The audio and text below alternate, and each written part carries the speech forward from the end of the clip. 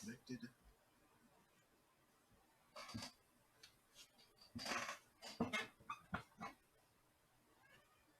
Well,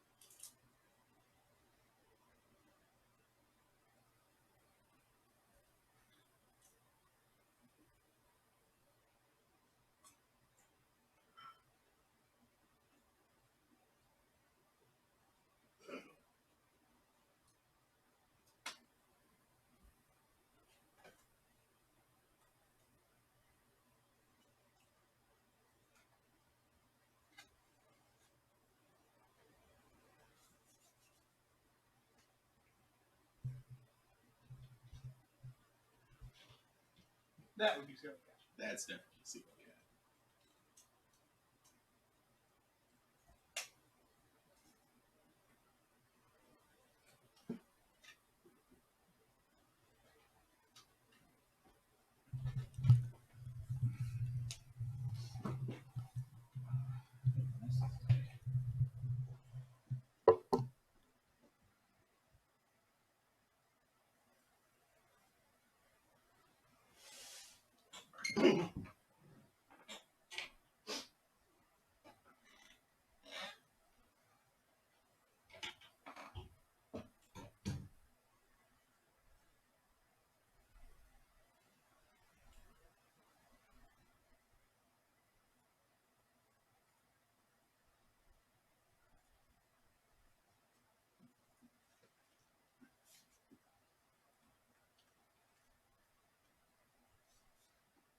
Did I not? Oh. I think I was over here for some reason.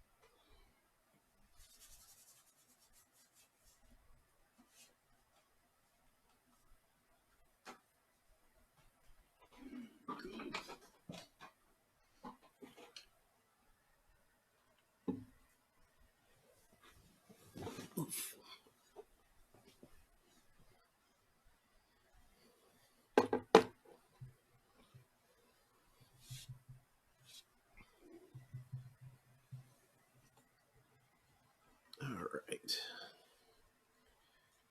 Everything's in place. APR has seen us.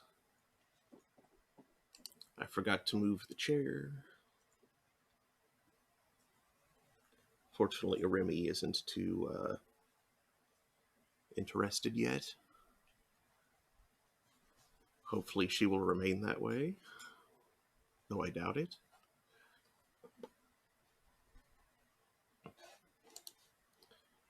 Greetings, Internet. It is 8:11 p.m. on Thursday, November 10th, 2022, and welcome to Thursday Thanatopsis. I'm your host, Mark Amsry, DJ Amstrack. That's Daniel, and tonight we're going to be continuing. I nearly said 2-Point Hospital. That phrase is just so... Like, I haven't streamed that in months, but it is... That pattern is just burned into my psyche. Sunless skies. Much like it was starting to get burned into your screen. Yeah. It still is. Oh no. I mean, it's not very noticeable, but you can still see it if you look. It's slightly less noticeable than the stripe left by the YouTube progress bar. Which is why I try not to pause things on screen for any amount of time. Red stripe. It's beer.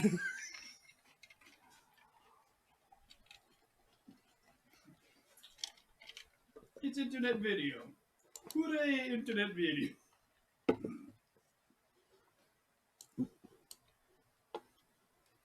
Gabriela says, Remy's just waiting for the right time. Ah. A matinee tomorrow. Matinee.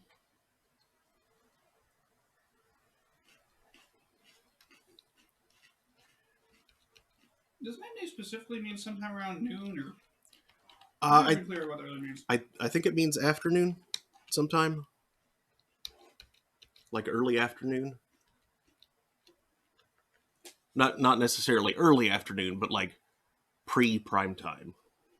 Like, in my experience, matinee has meant like sometime around lunch, and usually cheap and full of annoying children. Yeah, I think it just means before evening.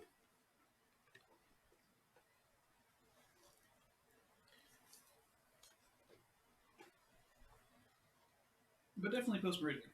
Yes.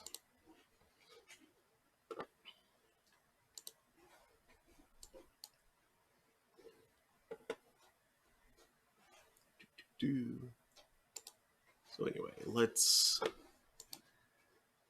us continue.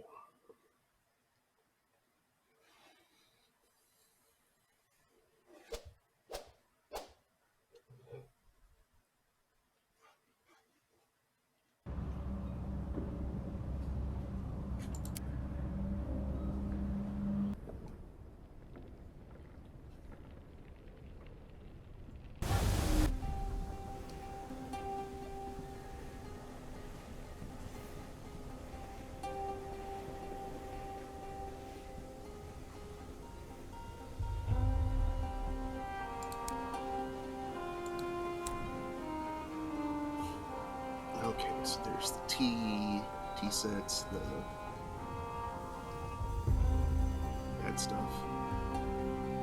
5 seeds to New Winchester. 5 honey, or no, 5 seeds to Titania. 5 honey to Carolon, which Carolon sells honey, so that's no problem. I already have some honey, but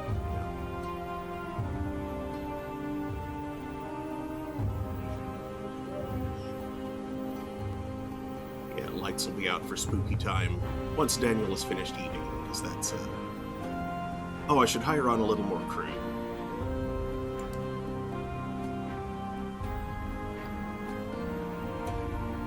But not much, because there are many places you can prove. This is true. But definitely a couple of zero. Oh, I'm sorry. 2 above minimum probably counts as supposed. 1 above minimum. I thought it was 5. It was 5. I had 6.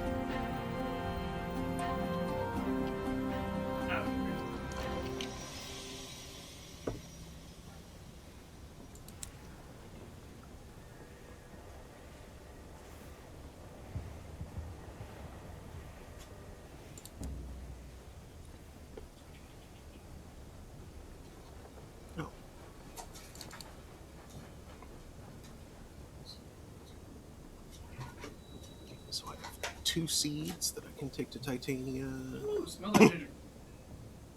It smells like ginger.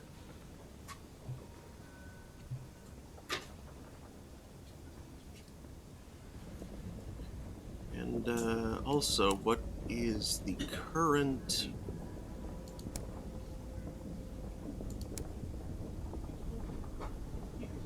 I think it smells like I have fish.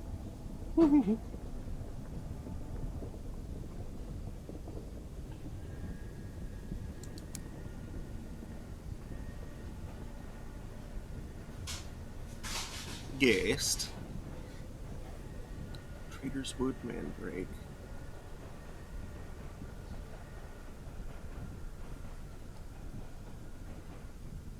Okay, so...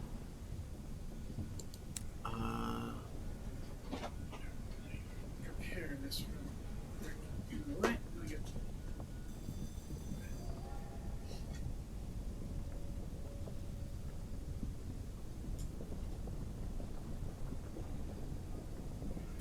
I think I will pilot a wide arc and start at Magdalene's.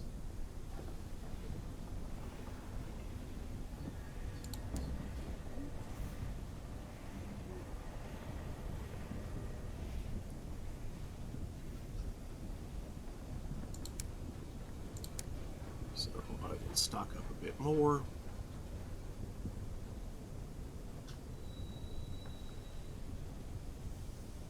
May as well go ahead and get one more supplies as well, since that's about to tick down.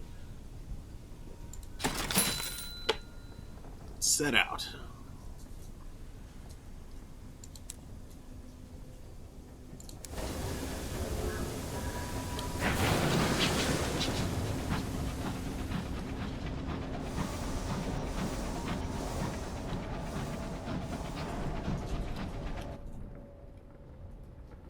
That's not what I wanted.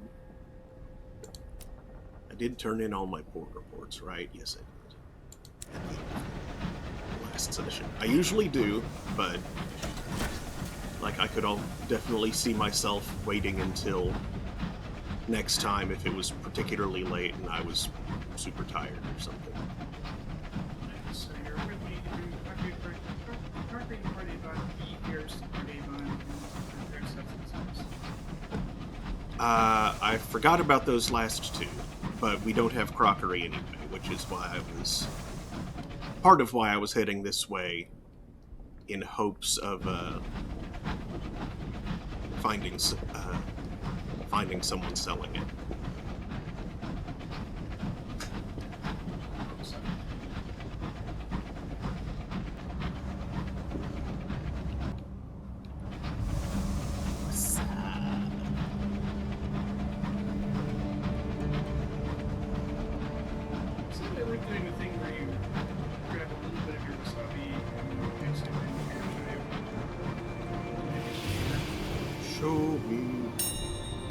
Show you.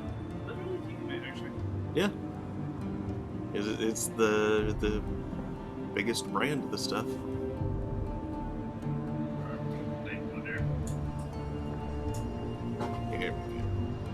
Yeah, part of me will like crank it up several levels first.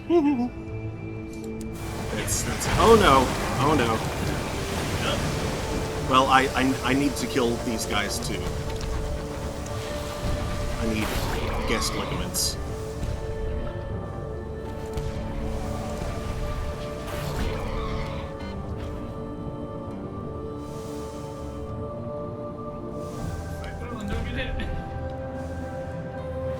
Just out of range.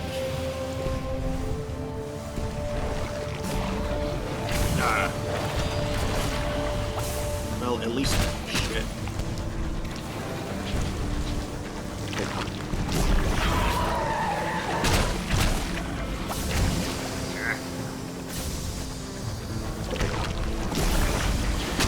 Damn it.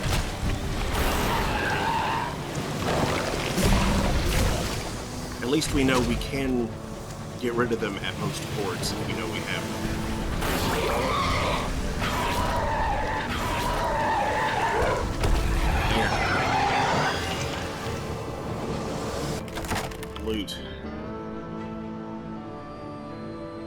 collect a sample of the guest's ligaments. The phlegmatic researcher in the Failbetter and Stainrod Nature Reserve does not know what he has requested of you, but you'll see it done.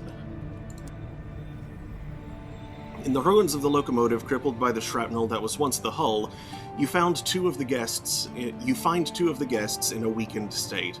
With a well-whetted saw, you slice them apart before returning to your locomotive with your bounty.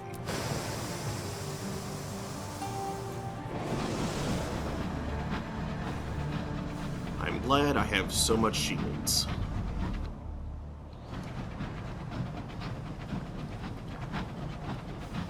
I am not yet in a critical state.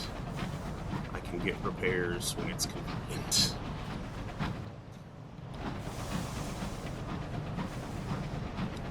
Hey, Remy, quit that.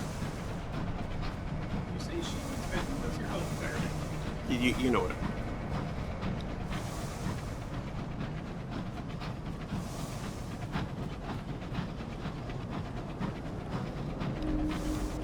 Oh, whoops. Steer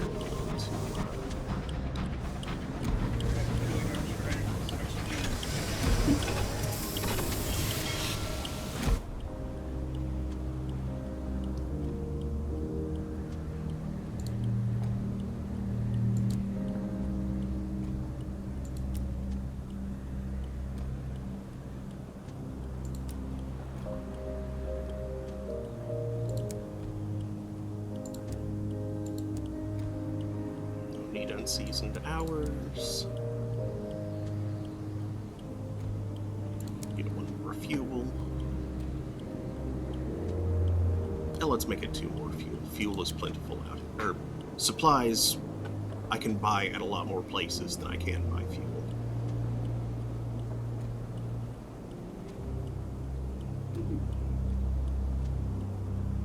Let's get more fuel. Fuel is plentiful out here.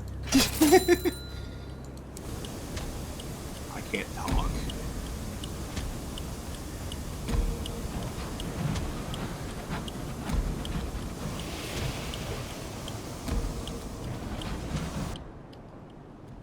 Yes, there was some big, the children would say, gamer energy. And that, at least, shit! It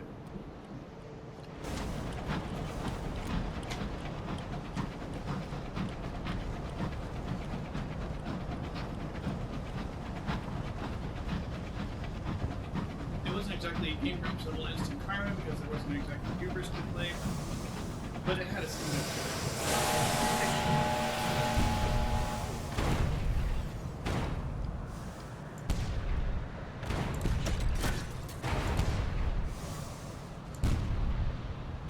Maraud this.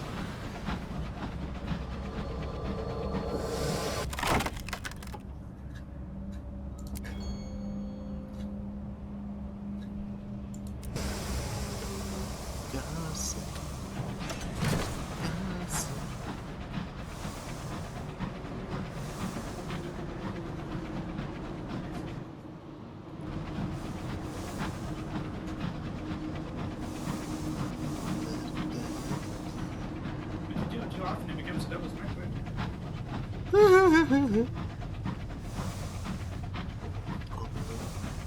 In the devil's microwave.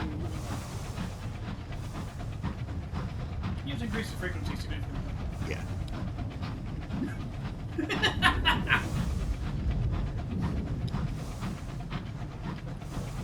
That was a dumb.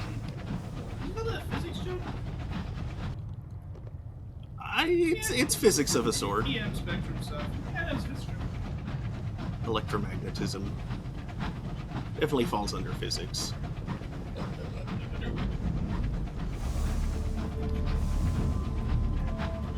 Not like normal Newtonian physics, but You said electromagnetism. That's like saying sci-fi.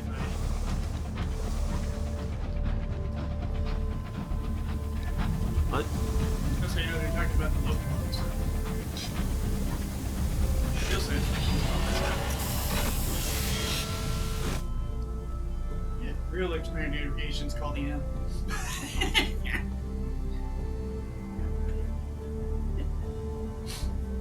Yes, we know he's a tornado.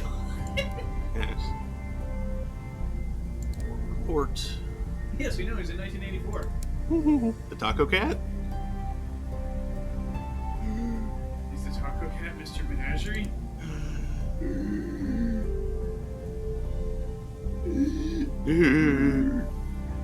Force strength, force tan leather belt.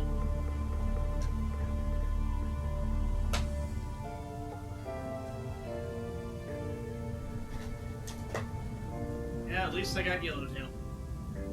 How do you want to go? I ate it. I think Vince likes them.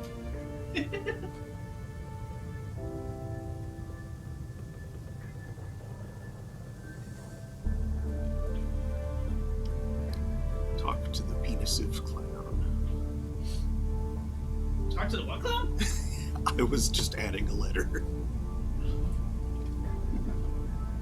That sounds like a strange 80s thing to do. Talk to the clown. I think talk to the hand was more of a 90s thing.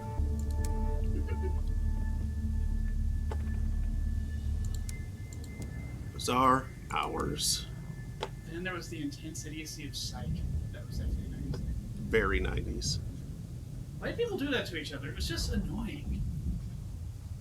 Yeah. Same with the not. It's basically like,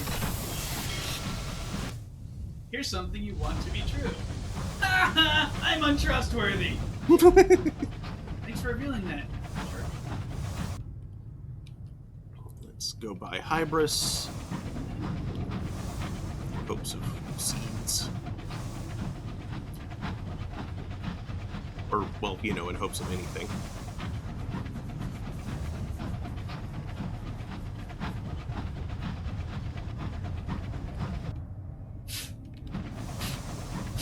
Hopes of delight vanishes despair. Nope. Star Madden Explorer. Hopefully. Or possibly crew.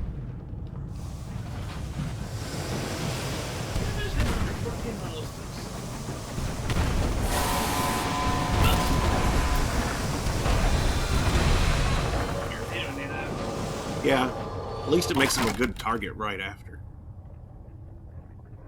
Yeah. Hull. Tin hull.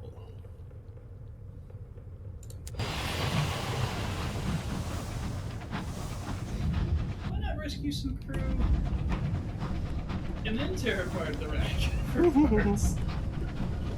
Okay, I think Remy's about to need foiling. Here.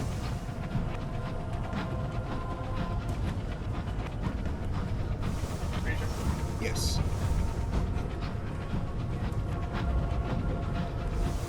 Where are you going? I know the joke you're about to make, that you know that's not what I meant.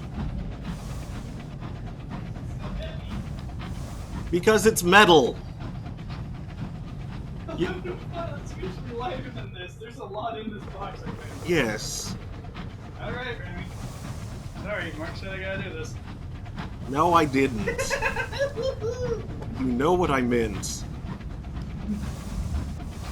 Oh, that's a great comedy value.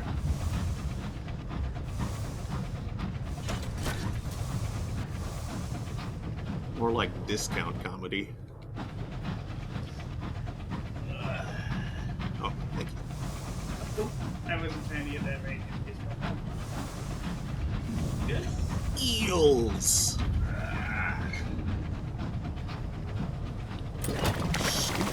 I should have gotten Unagi for eels. Oh.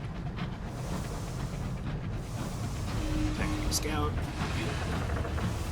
Oh no, there's another Tackety infected Tackety. I don't need more. I have not.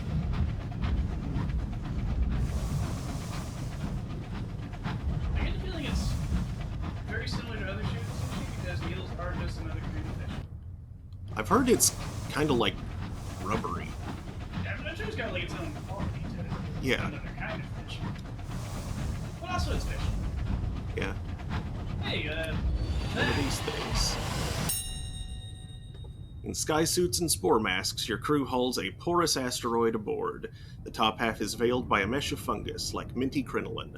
Lichen of all shades cling to the underside of the rock in an iridescent coating. like you need that. Harvest the lichen. Your stokers assure you it can be burnt for fuel. Oh, never mind. I thought you needed lichen for sample. That was the previous set of things.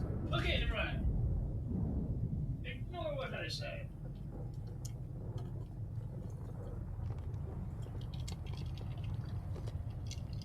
Should I put the seal on the reveal so she doesn't... Yeah, go ahead. I'm distressed that you understood what I meant. You were standing right there, and Despite the fact that I was gesticulating fine. yeah, context was sufficient. I'll go ahead and deal with terror. It's not much right now, but that's probably the best result I can get. Yeah. Yeah. Your crew lays a trail of gunpowder from the inner door to the fungus. You light a match, set the trail ablaze, and slam the door. The flash of heat is immense. The spores burn ferociously. You can hear a high-pitched wail, almost a scream. Heated air, perhaps, that was trapped in the fragment's pores. Your crew cheer. It was alive. It was.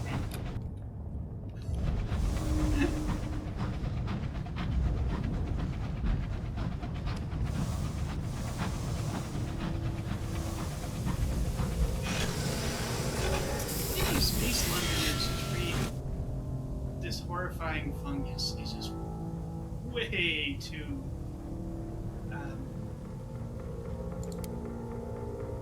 complacent.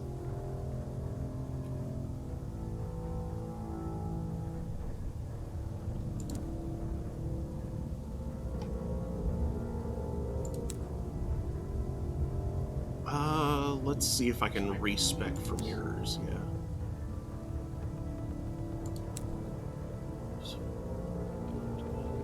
Mirror, lots of mirrors. The princess sees fire. Uh-huh.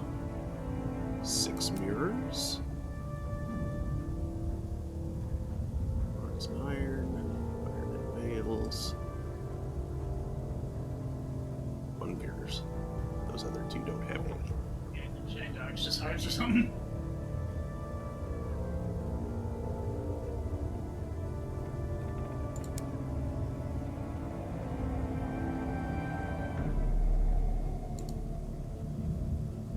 %96 chance of success. Much better. Partial success. You locate a comfortable armchair in the Brendan and pour yourself a small measure of the honey into a little cup after you've cleaned it of the mushrooms. The pernickety factor has refused to partake. I'll keep watch. Besides, I don't know where it's been. You dream. A group of young men and women approach you in a forest. A real forest, dripping with dew, where vines trail on the ground and snakes hang from the trees like fruit. They guide you to a party amidst the boughs. Wait, snakes hang from the trees like fruit. It's not snakes.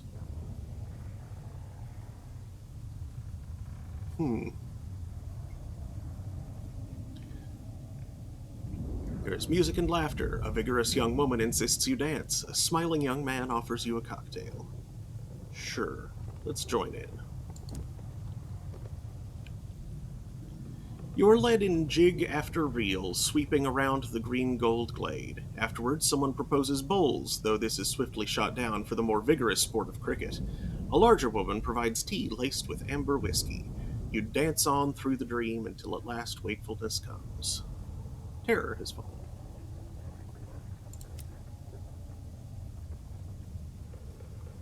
Colonists' houses are dark and there's no sign of a soul about. The smithy is empty. That's the same description as before. You have found the colonists.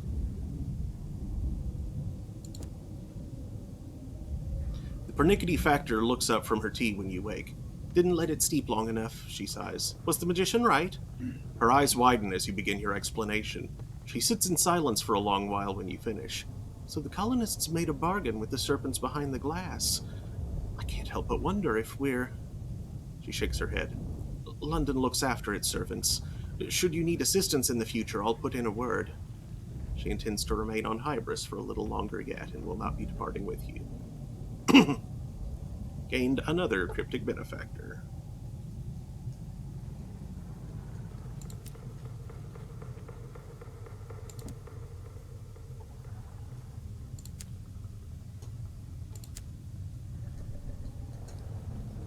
Shore leave in a fungal meadow. Dreamsticks aren't usually so cool. Yeah. I wonder what the price was. Yeah.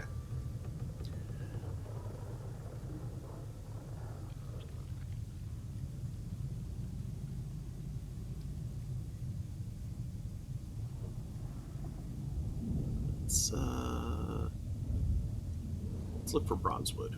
What's my 50% chance? Sure, why not? Success! Most of the bronzewood splinters are rotten and unusable, and the trees too sturdy to topple without more equipment. Fortunately, searching uncovers a piece that is polished and pristine. The crew carries it back to the engine, leaving the scraps behind. Cool. Seeds!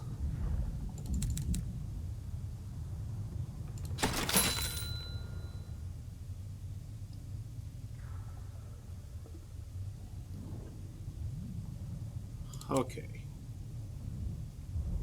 Now, back towards Titania.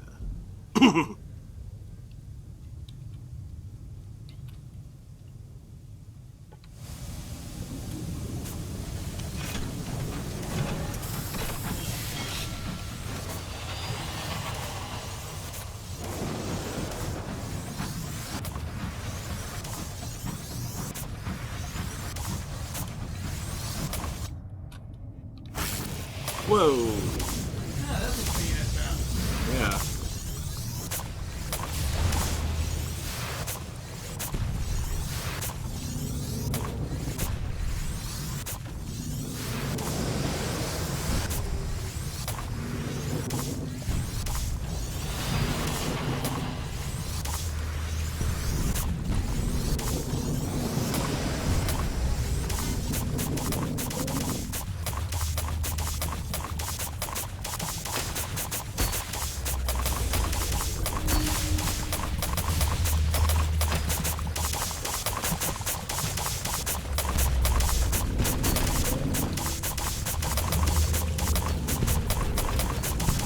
Feels like Toho.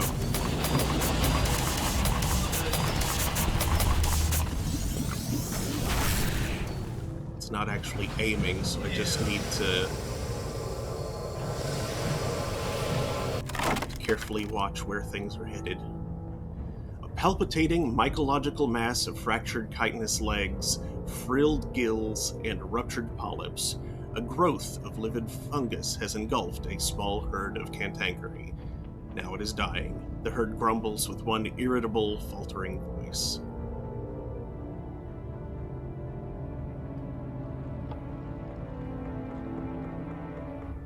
What are my odds here? 68% chance.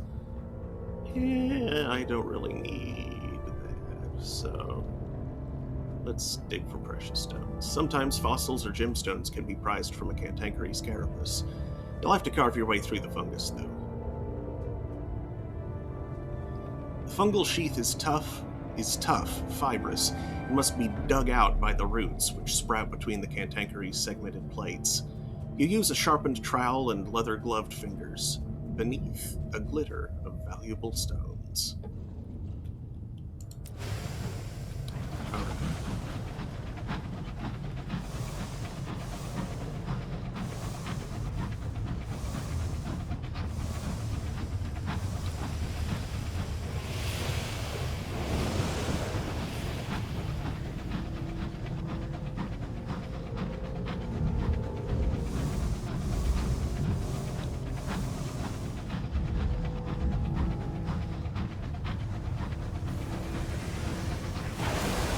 Oh no.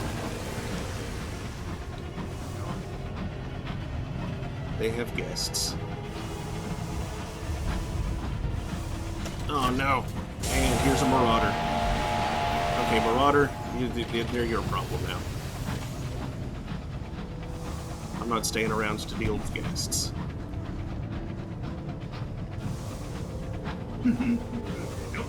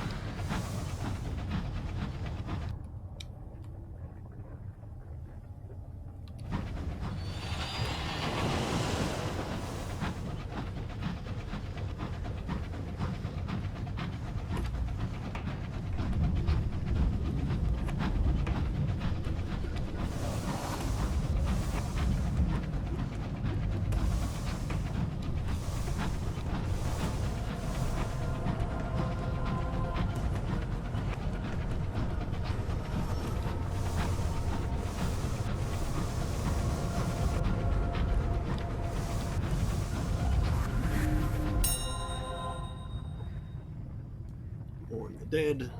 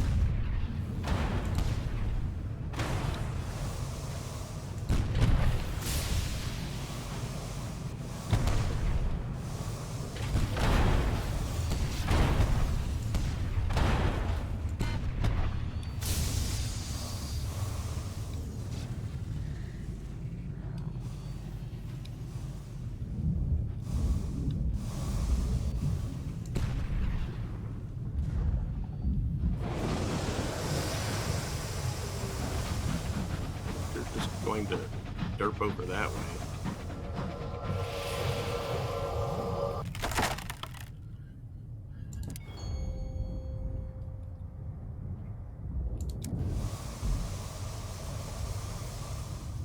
You coming?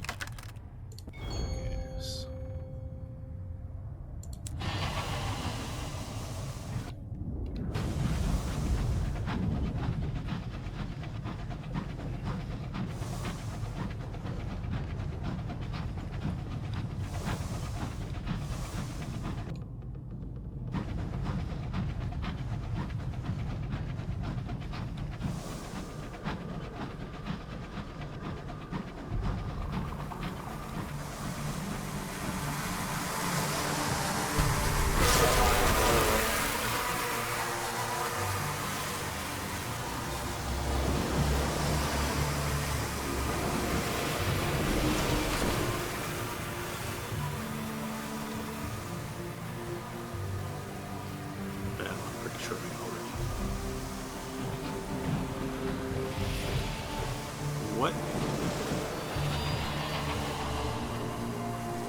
the hell?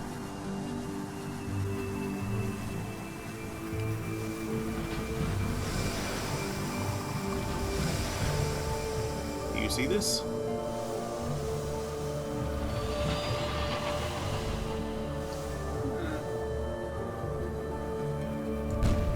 You not exploding there, buddy?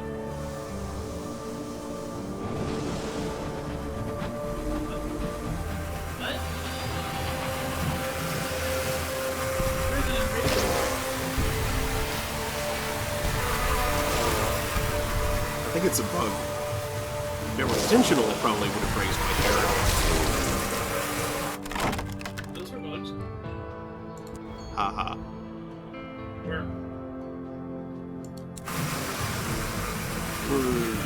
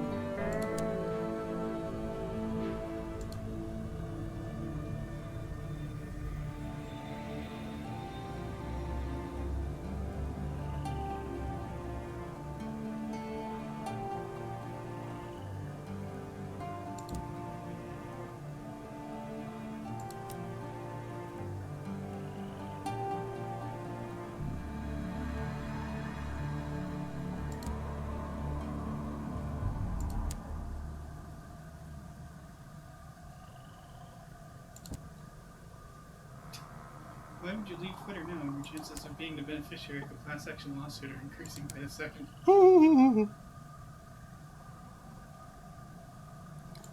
That's a very good point.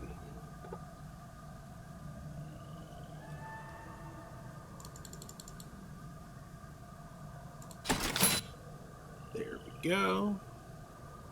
That should do it, the florid landscapist declares. She stores the sacks carefully away from any sources of water, for the flora of the reach is dangerously ebullient when nourished. Impeccable service. Please accept this additional compensation.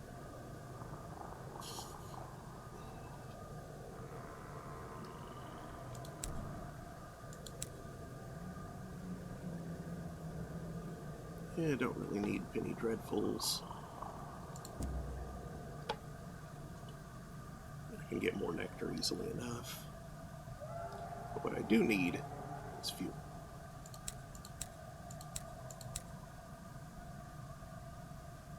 Nectar. Oh no, it's everywhere. Someone help. Bees. Bees.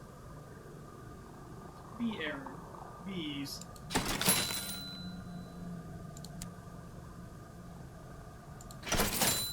There.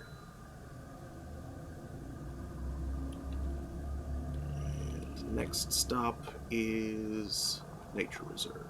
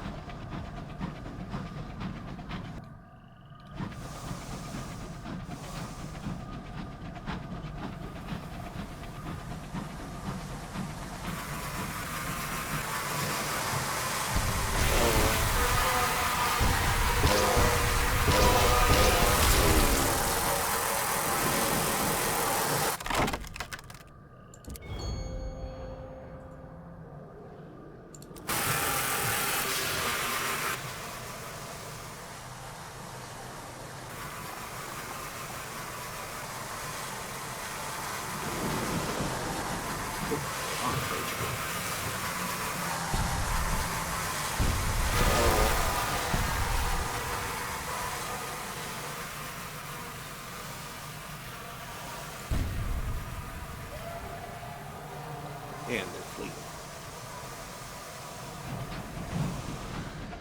But they're not fleas.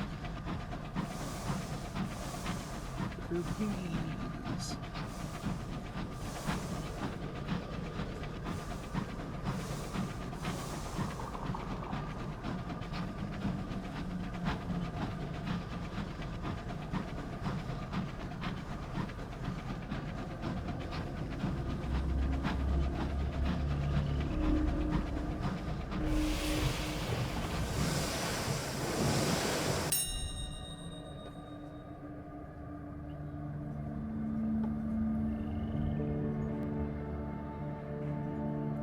Sure, let's trade some supplies for bronzewood.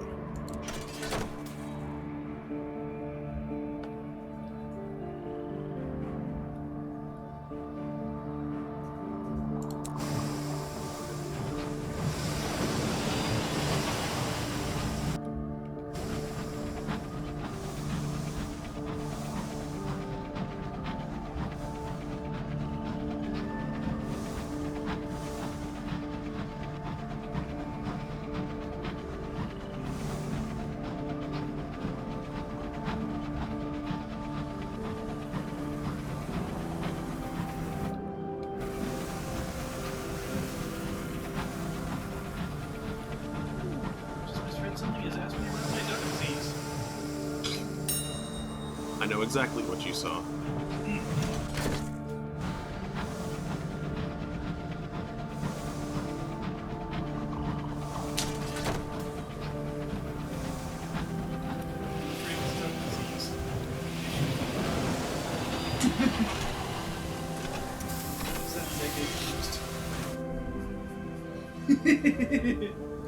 That's pretty long. Geological scale. No.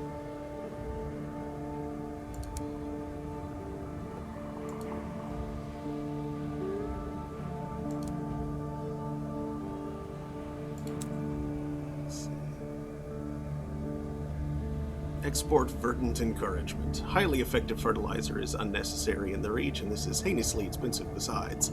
But Failbetter and Stainrod have found a buyer. Now they just need someone to deliver it. Port Prosper. Hey, I'm headed that way anyway. Verdant encouragement. Uh-huh.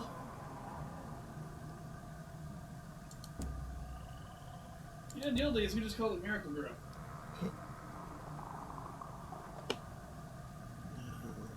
Let's see. That just sounds like you're telling plants to believe in themselves.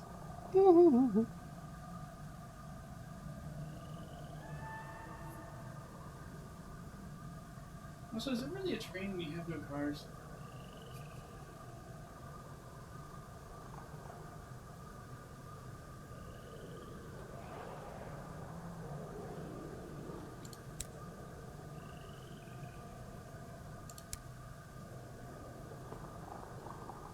Pen of a scribe spinster. Spinster? Sphinster.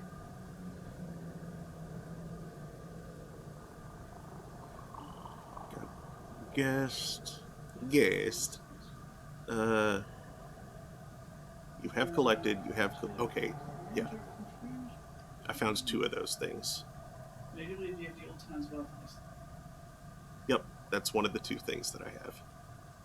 Wait, did you get this rice what you spent? Nope. That was from a previous outing, You I think. Yep. Where the heck you get a magic retreat? Yep. So I will not turn that in just yet.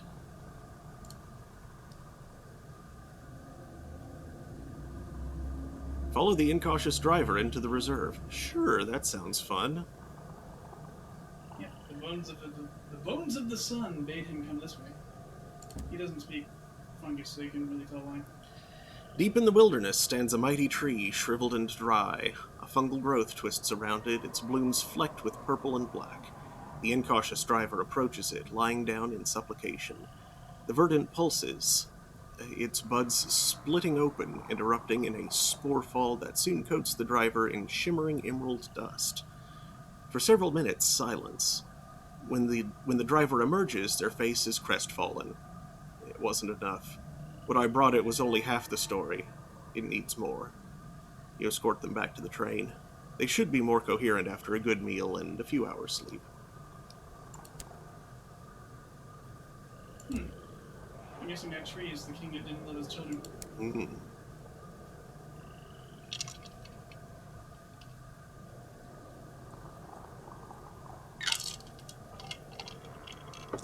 Wait, I thought the king that didn't love its children was the one buried at Regent's grave. Oh, yes, that's okay. Something else. But your nation was here, not the... Yeah.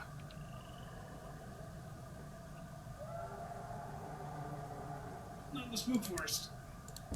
Yep. Souls, no. Seeds, no. Supplies, yes. No, you still need crockery. Mm-hmm. Haven't found any in a while.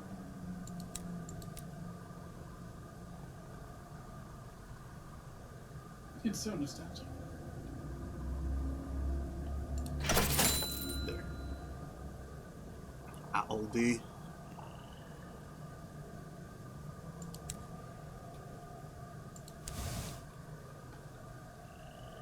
Somerset Camp.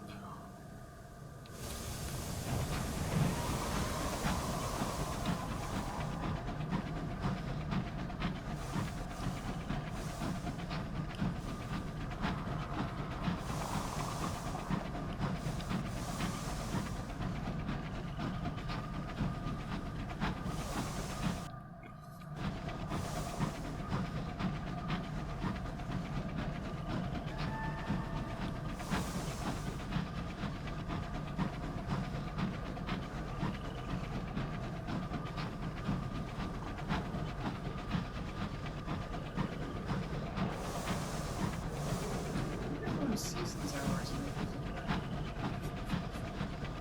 There better not be salt.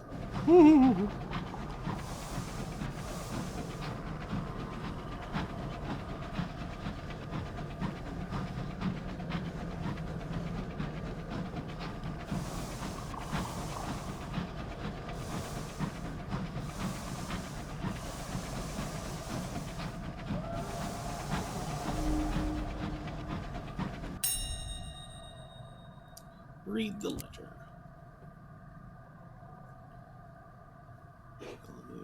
Yeah, we've had that one before. Leave.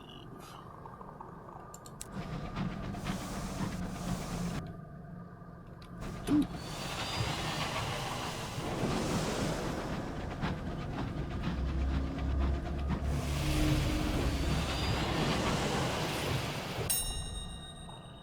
Search the abandoned homestead. 80% chance of success. The house is 2 crates of nostalgic crockery. Woo! Yeah.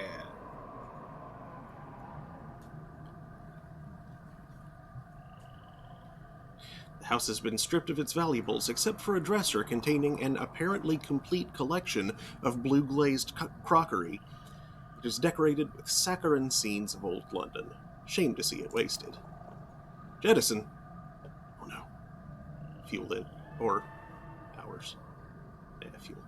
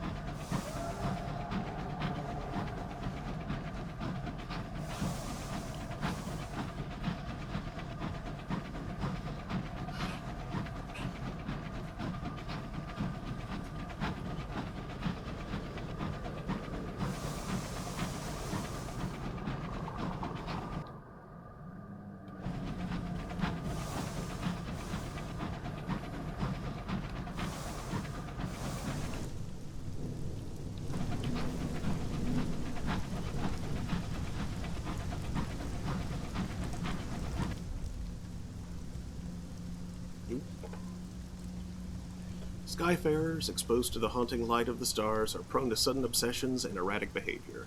A crewman is staring fixedly from a stained glass window. Look, he points out at the apparently ordinary sky. Webs strung between the stars. And watch, watch! There, did you see the stars shiver? Like dew on the cobweb when the spider stirs. You saw no such thing. Issue brandy. We have lots of supplies. We can afford it. That evening, your engine is loud with song and laughter. The sky shanties are perhaps a little lubricated, the humor laced with a touch of mania, but for now, the fears of the sky are forgotten. A passing cantankery grumbles through the cold night. It tuts at the bright, glaring warmth of your windows. It flicks a disapproving antenna at the noise and the hour.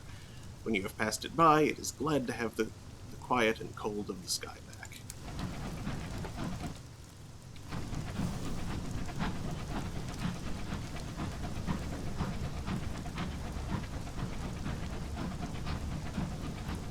Cantankery.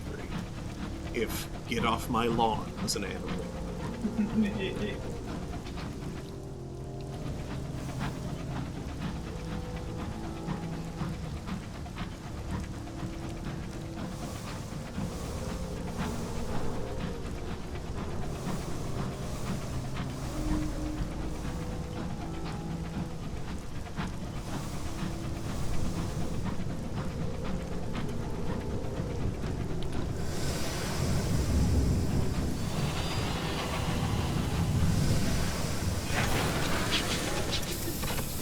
Booms egregiously into port.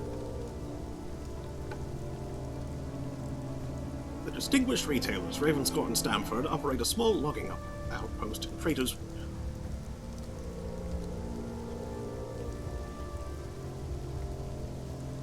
Sure, let's prepare.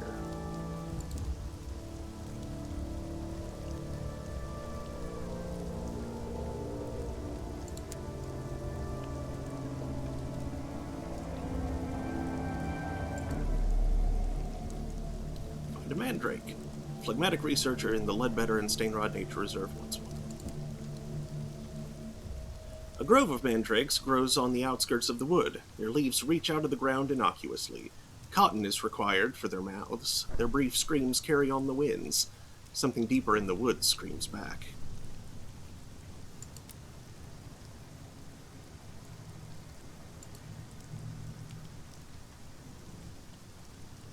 Report.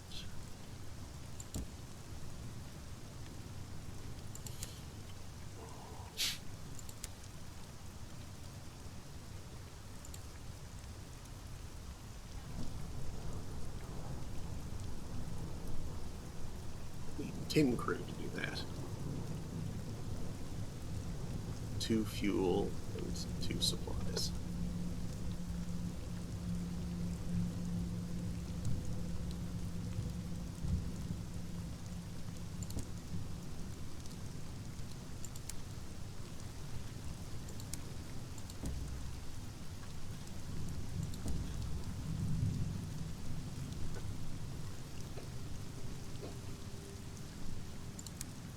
Replenish the one I'm about to run down. Then on to Avon.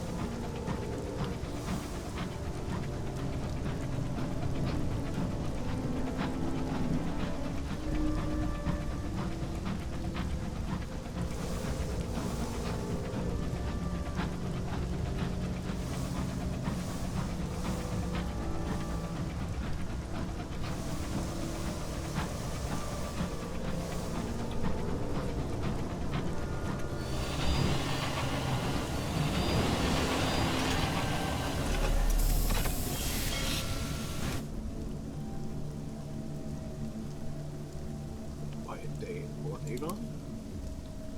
Cheap fuel.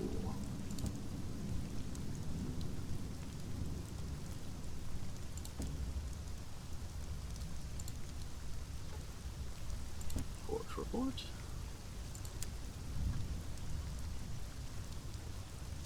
Present the reclusive carpenter with his materials. Reclusive carpenter bids you deliver the material outside his workshop and return in 2 days. After the time has passed, just outside your locomotive, you find the magician's equipment boxed and ready for transport. Carpenter is nowhere to be seen.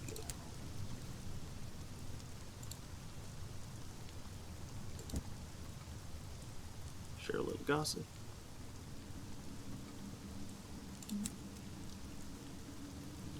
Got that out, guys. What? Got that out, guys.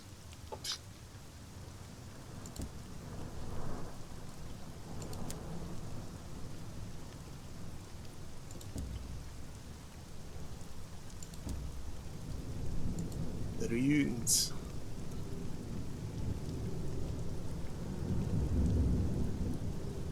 Let's see what I can do with veils. 100% chance of success. Partial success. Terror has fallen, and it's the annoying artist.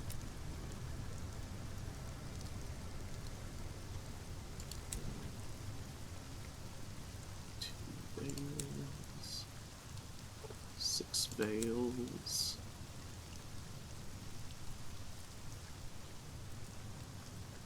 Veils. None of them are veils. That brings it up to 63% chance. I'll give it a shot. 2 out of 3.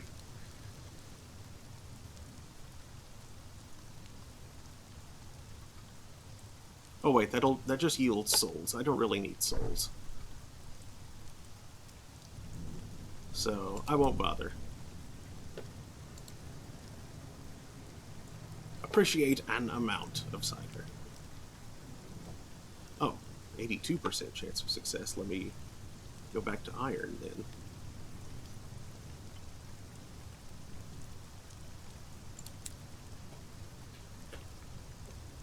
There. 89.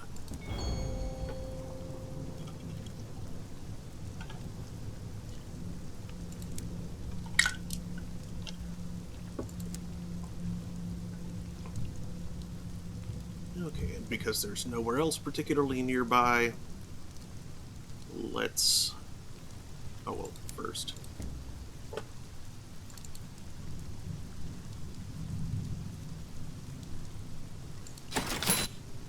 The Admiral's Batman rummages through the crockery with increasing excitement. Some of these might do. We'll have the Admirable...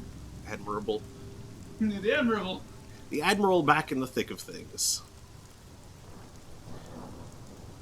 I seem to recall on, like, some LRR thing, like you know, the Yes, it definitely sounds familiar. outtakes from the news, weird news thing that they did, whose name I forget. They've done several. They have done several.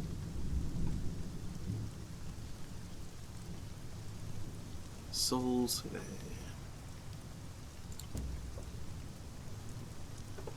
And I don't need to pick anything else up.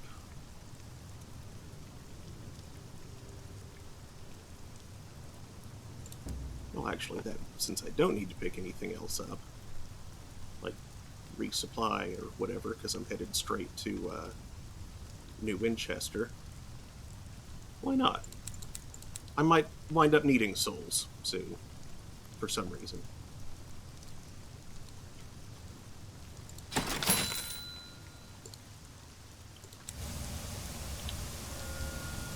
As well go ahead and grab them cheap. Excuse me, cantankery. Oh, and it after.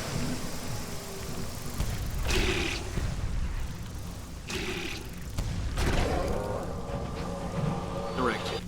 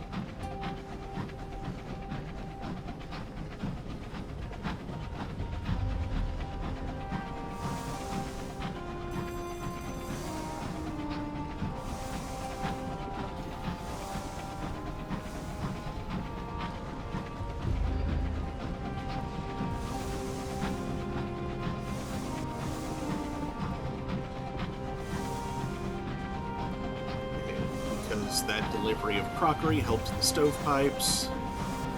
I'll give these port reports to the Tackies.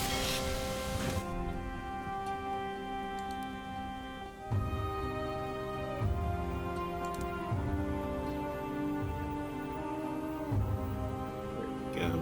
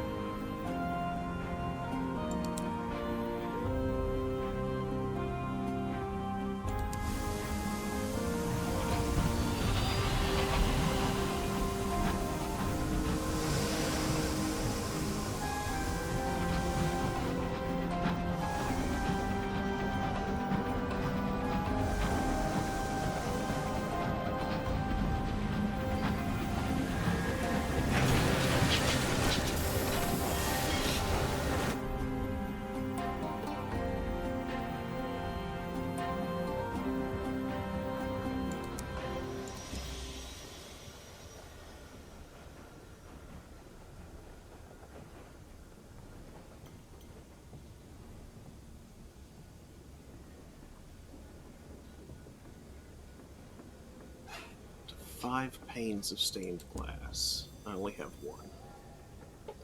So I won't worry about that right now, because that's in the opposite direction from where I'm headed.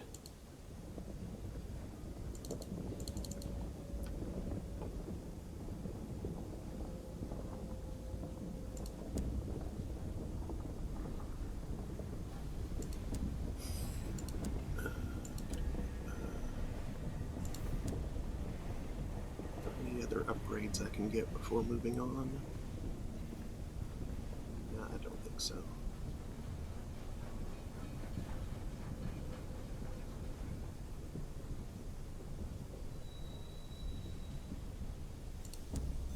And how much was that big one? Not much. Yeah. That'll take a while. Less than 10k though. Or less than 10k to go.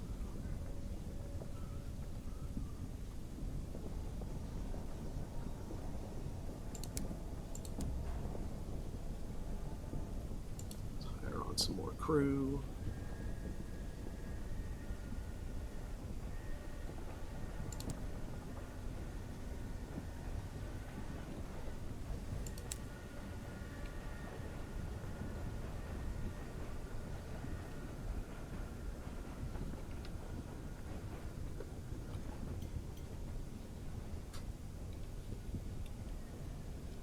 Okay. So that just leaves the thing in Carillon.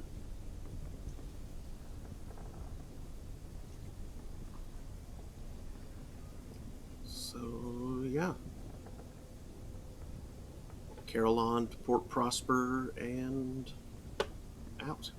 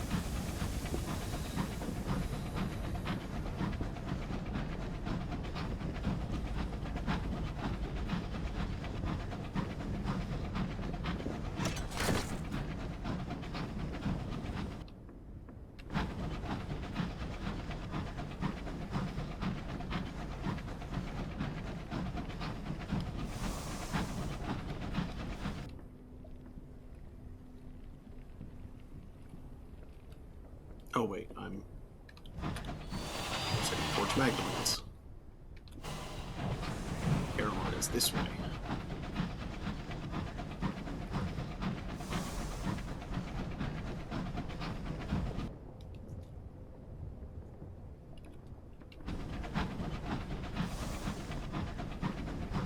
May as well pass by the memorial.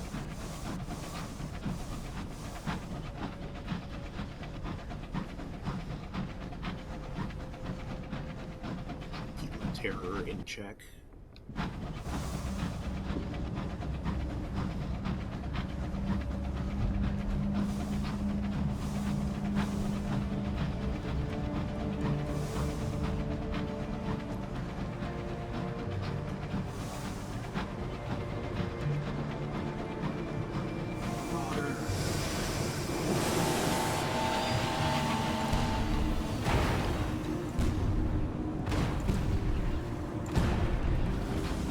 Stuck on the rocks.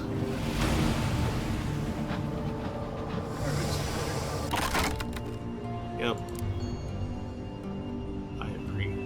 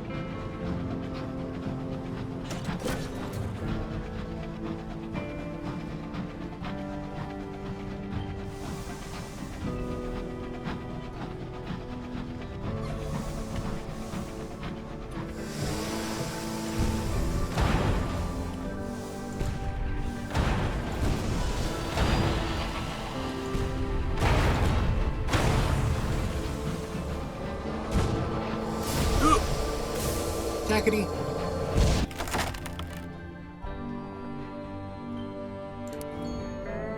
I'm going to assume that was a mistake. You're aiming and flying. Sheesh. UCE Vecchio. Is that a Vecchio, I presume? Stop it, Ray.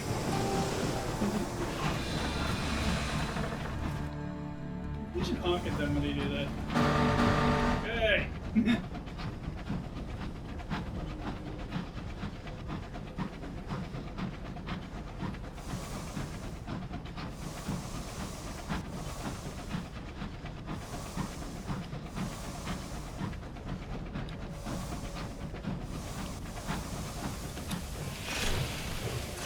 Ready? Yeah, Ooh. Sure do. I need more drink. I'm gonna go get that real quick. After I've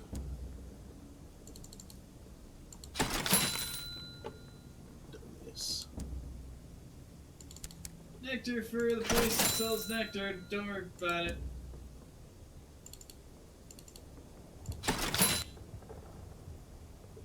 Weirdos.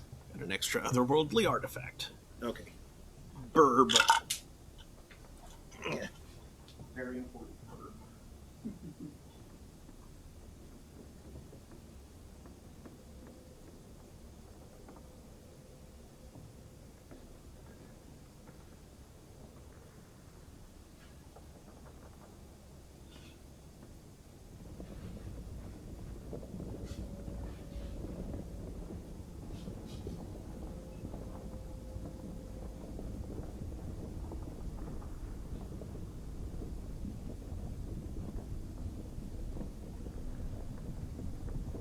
Can you grab the bottle of Joan?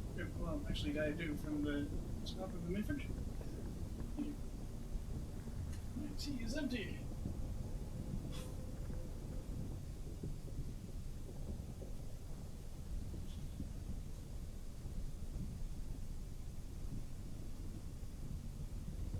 I'm starting to think that maybe I should have had my sushi first.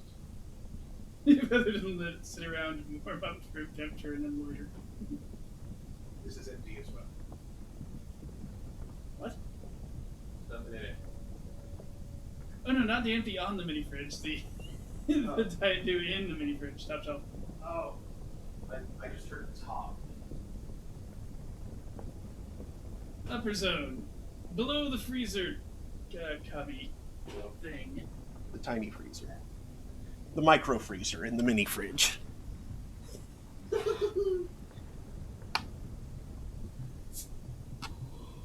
The nano freezer in the micro fridge.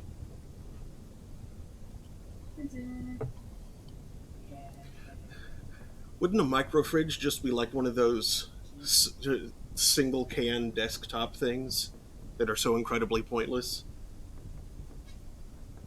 It's probably more of a nano fridge. Micro fridge would be like one of those. Sometimes USB powered, sometimes mains powered, but like not very big, but will cool like 6 cans, I think. Ah, okay. Tiny little desktop fridge.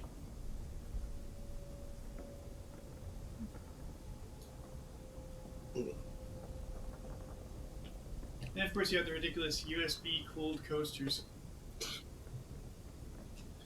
Just Peltier. Like, if it came up in a round, have like some insulated, so it's like self-cooling koozie sort of situation. If you could reverse the polarity so it would also keep things warm, I would buy some.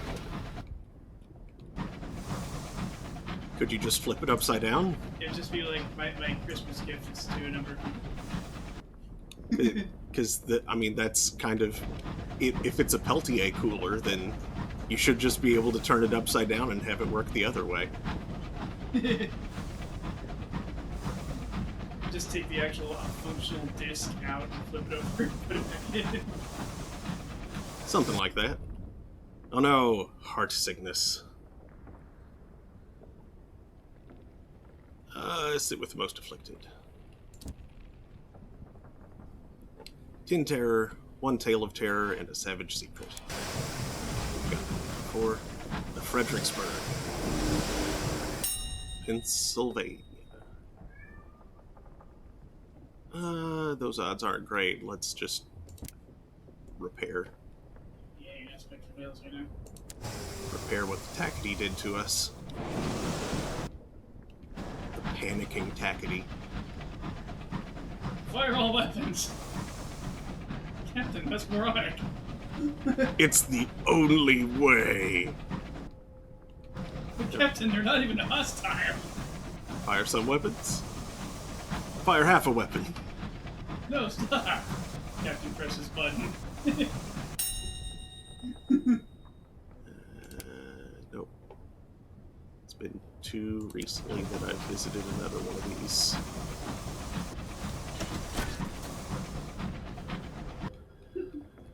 I just love imagining like that's about what's happening on the Tactics.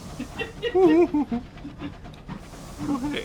The crew's desperately trying to stop the captain from being an idiot, but the captain's being an idiot, and that's what you got shot at. I'll attempt it. Hello? Hello? Hello? Hello? Ouch. Hello? Marzipan? Oh, your signaler fetches their signal lamp and flashes a patient message into each portside window. You watch and wait. There, hands banging at the glass from within, a wild-eyed face. You dispatch a boarding party. They retrieve a survivor who is eager to sign on.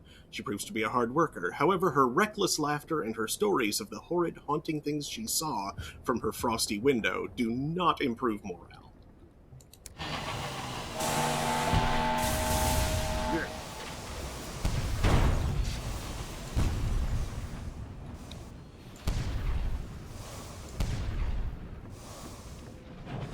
Bloody arse.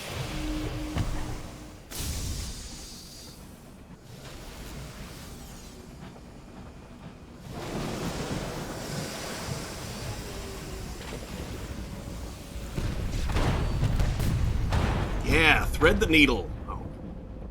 I got That's pretty cool. I got misaligned. Finish with his own weapon.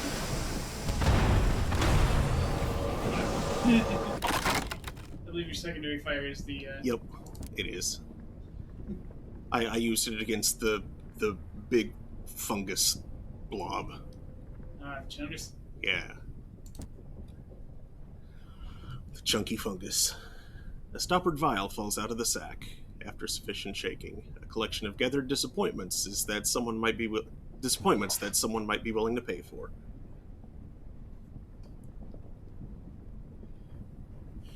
Yeah, there's no going any further there, Remy. Don't think about trying. Yeah, whatever you're considering. It will not end well for you. It won't end well for anybody. Oh, cool! It's one of those unending fireballs.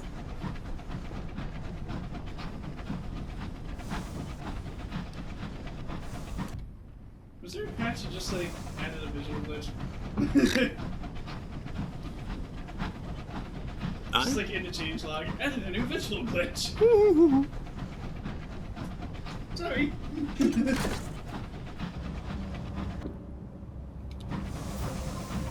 That's gonna need a saying, isn't it? Yep. Gonna need ass saying. Just pull up alongside it. Ass!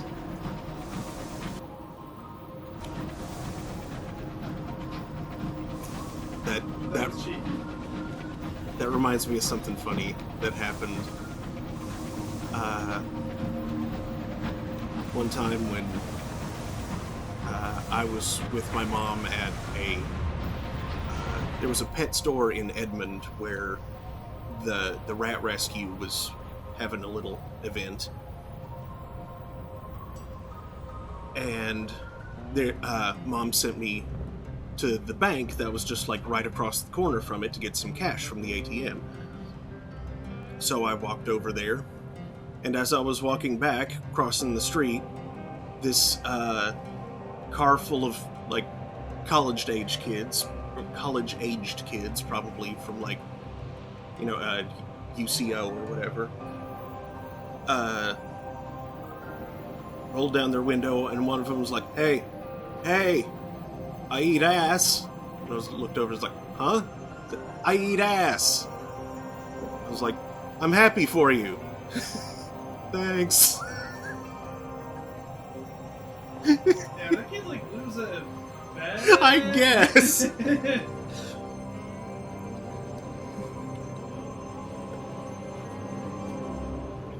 Okay, issue more brandy.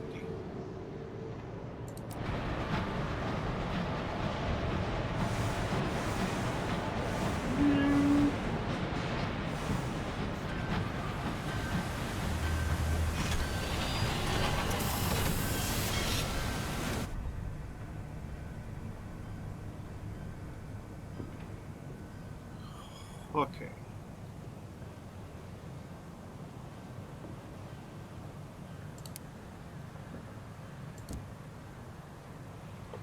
Report. Deliver verdant encouragement.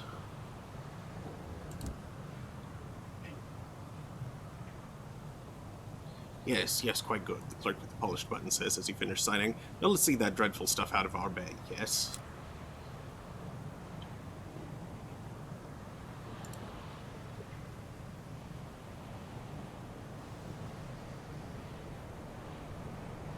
Entrance is free. The souvenirs on sale are expensive.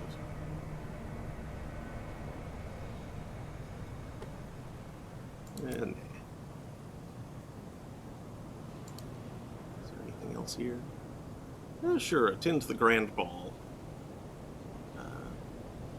Actually, first, I shouldn't need to be spec'd for iron. So let's... Hearts and mirrors seems a good bet.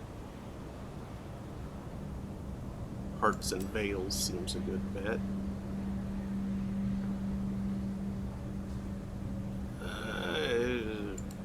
Less iron, more veils, sure. Get some mirrors. Yeah, that should be good.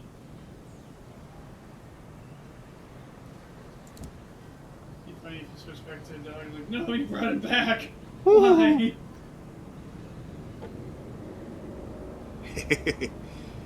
Be on your worst behavior. This is, after all, a party.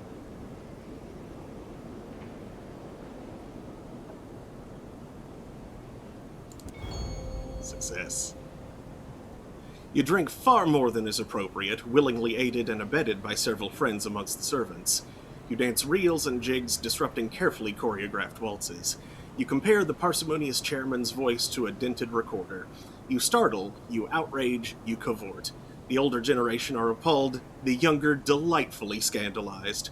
Your friends in the gallery are quite beside themselves. The stories of what you did with the bust of the consort circulate around the East End taverns for days.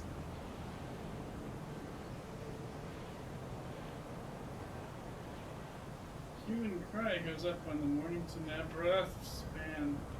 The thief at the Admiral Nelson reports about the gang. Mornington Abrathat span.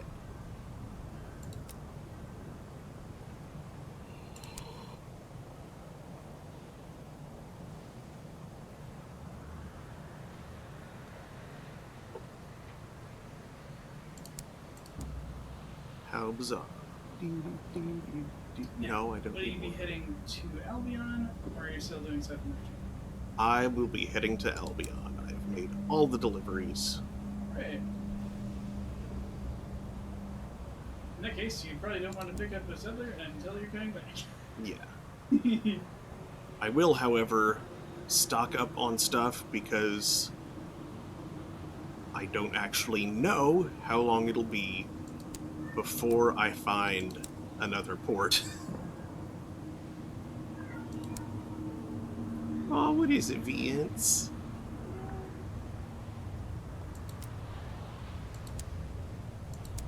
There. 8 and 8.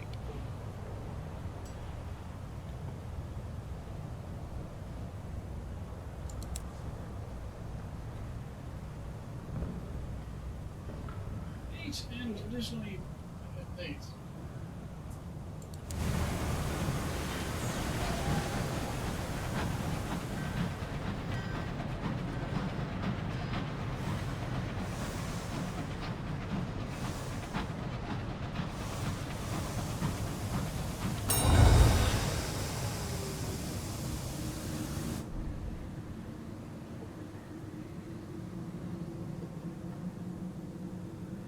Present yourself to customs. Every relay is on the hunt for contraband.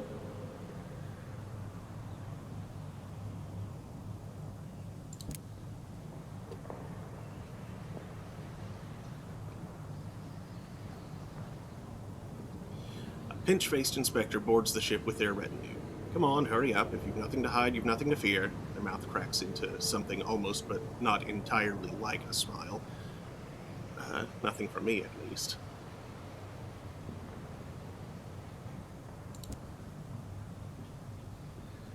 The pinch-faced inspector almost looks disappointed at having to give you a clean bill of passage. Such a waste of time, they mutter, stamping the customs form. Go on, no reason to take up space here.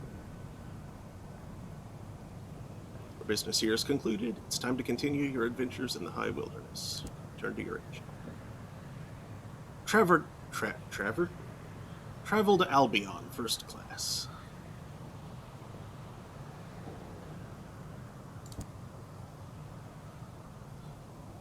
At the sight of your papers, the superintendent jumps to activate the relay. Its hour looms rumble, spinning the pocket of new time in which your locomotive will make its journey.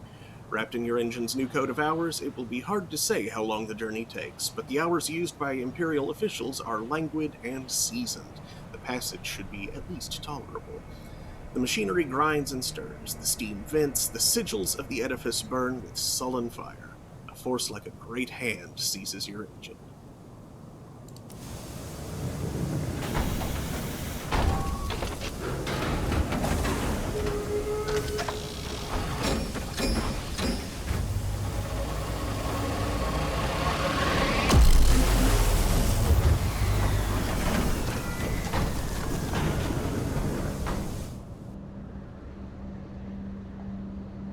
Was kind of unsettling to behold.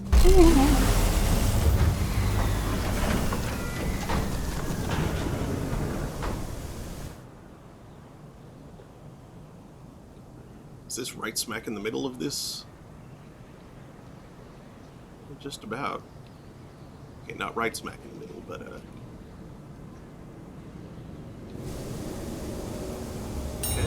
let's take a look around. That's not the button I wanted.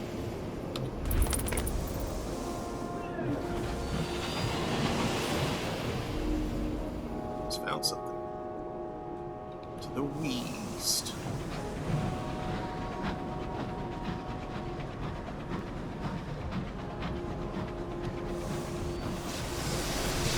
Glorious dreadnought. Hey, hey!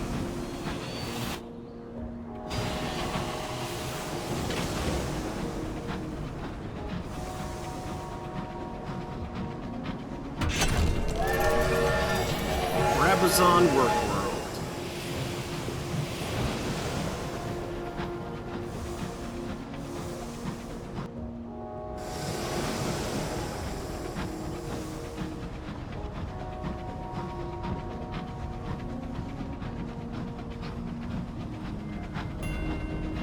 Little nice. 69 experience. Ha! You creatures. The bit between.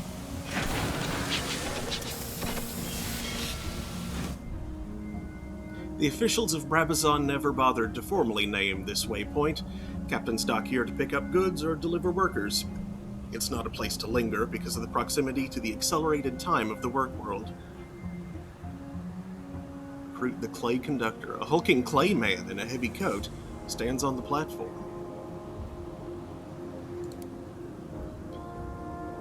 The claymen were an underclass in old London. Very few of them came to the skies.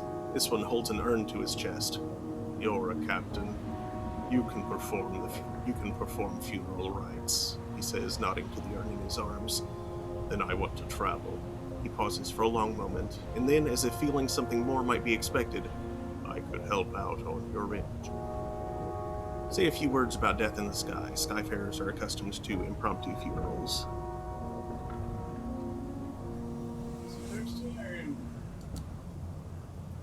You ask the conductor where he would like to hold the ceremony. He looks about confused, as though he hadn't expected the question. At last he comes to a conclusion.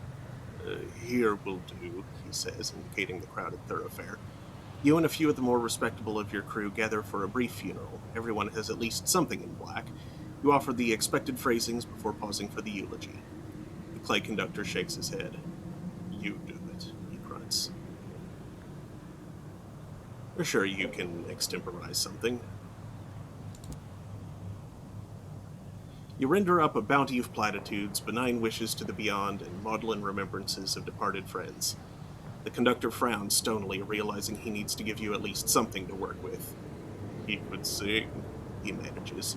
You work a line about a man of clay with the voice of an angel into the eulogy. The conductor seems satisfied. Where's your engine? I'm ready to assume my duties. The conductor picks up the urn and heads off in the direction you point.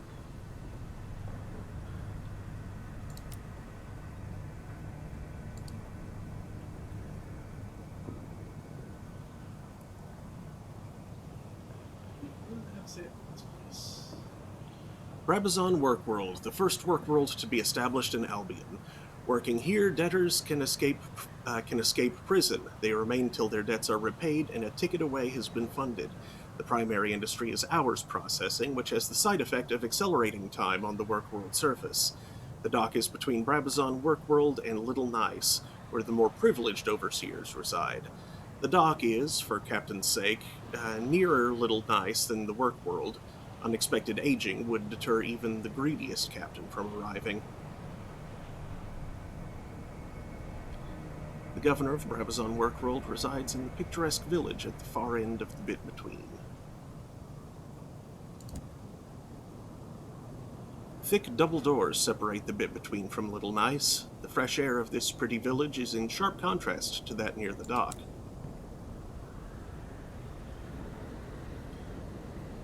Little Nice is in... Chill, kitties.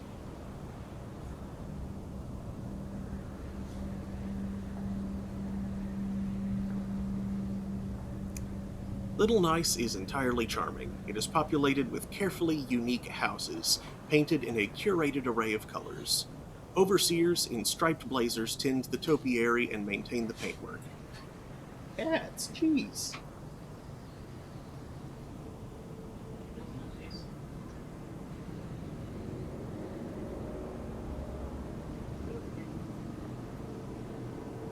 Idiots. Hey, buddy. You don't need to be messing with Remy. Come on, stay here. Get comfy.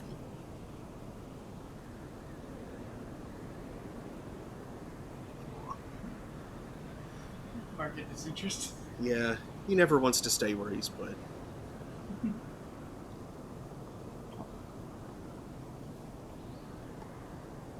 Little Nice is entirely charming.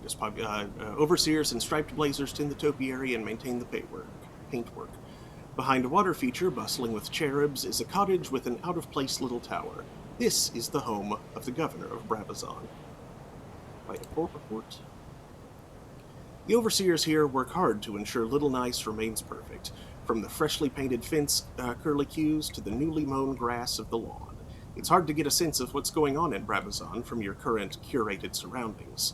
The overseers themselves are no use. They must have been briefed. Each gives you clearly sanitized information.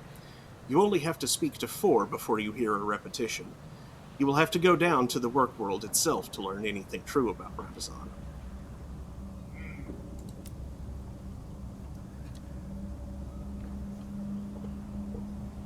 I don't need to reduce terror right now.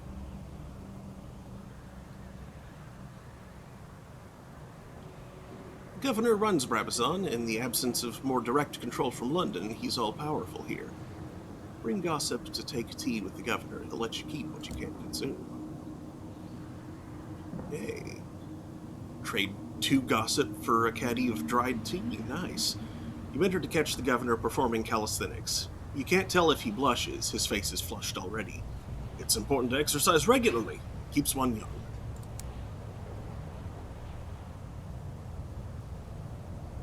Return to the bit between.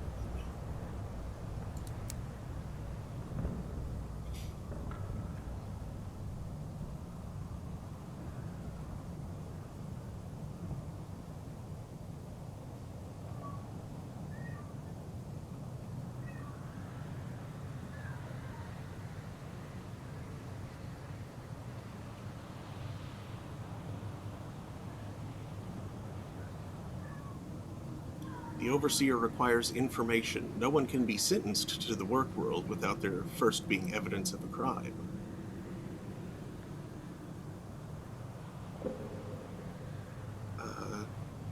I do have some secrets. Attempted to converse with an Overseer. Few are willing to stop for mere conversation. Those that do will only linger at the Little Nice end of the tunnel. It's safer.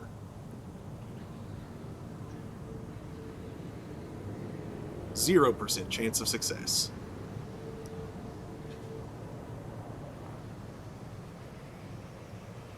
The more places you search, the easier your search will get. Failing here will not harm your quest. Okay, then yes. Go ahead. The stat is searching for the verdant fragment. Okay. The incautious driver spends hours sniffing at the air in search of familiar spores, but to no avail. You should try somewhere else, they reluctantly decide, shuffling with uncharacteristic glumness back towards the train.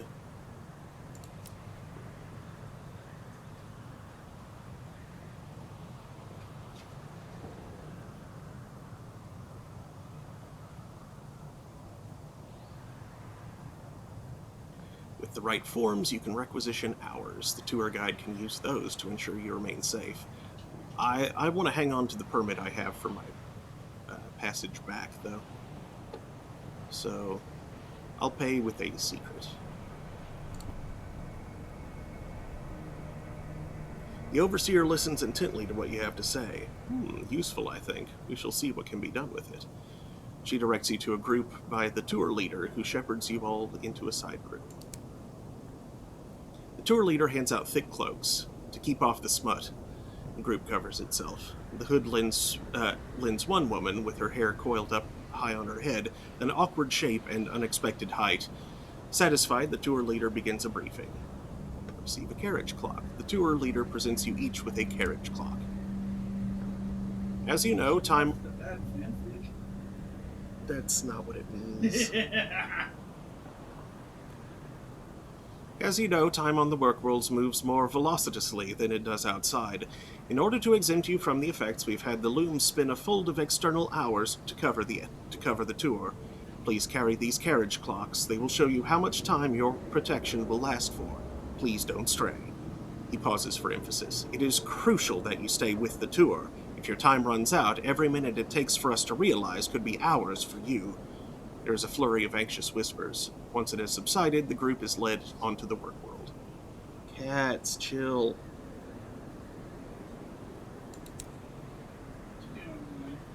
Your group is accompanied by 2 overseers. The overseer bringing up the rear is a woman in her early 30s. She checks her carriage clock compulsively. Admire the rugs. Our first stop on the tour is the Brabazon Rug Weaving Workshop. The overseer beams and gestures for you to enter a building larger than any other on the street. An attractive young worker... Wow!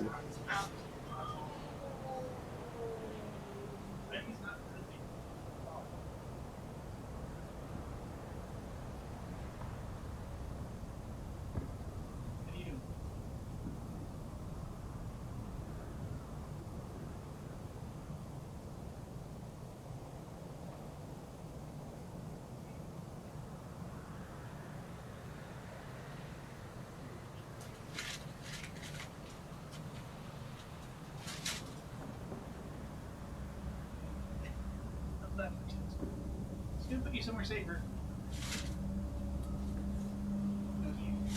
Unhappy cats.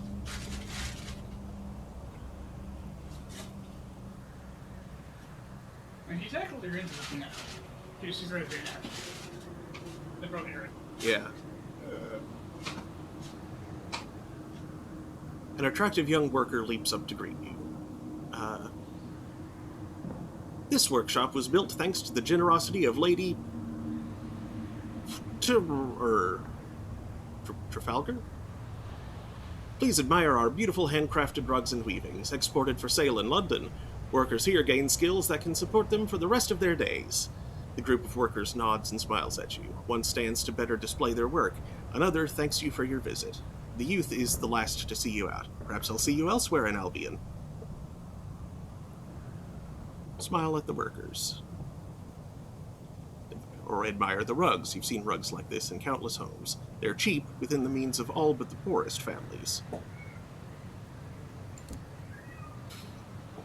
They smile back, and their smiles are as stiff and rehearsed as the line the youth delivered. The tour moves on.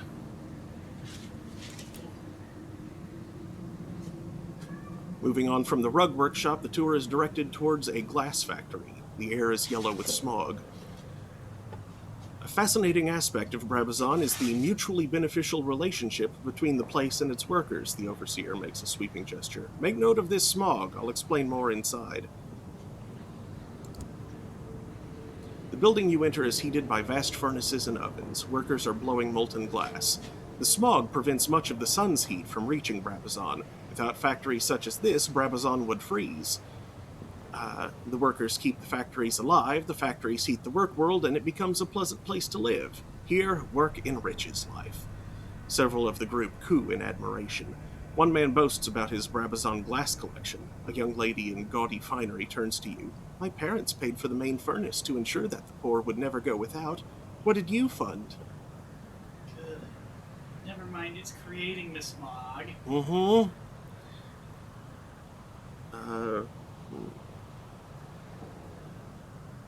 You don't like to boast, for acts of charity are their own reward, but you are responsible for the workers' protection from the elements. No. Confess you are not one of the donors. The young lady blushes. So dangerous, so romantic. It sounds much more fun. Is it difficult? Perhaps my parents will buy me a locomotive. She seems bored for much of the rest of the tour. It seems the thrills of your profession outweigh the charm of inherited virtue.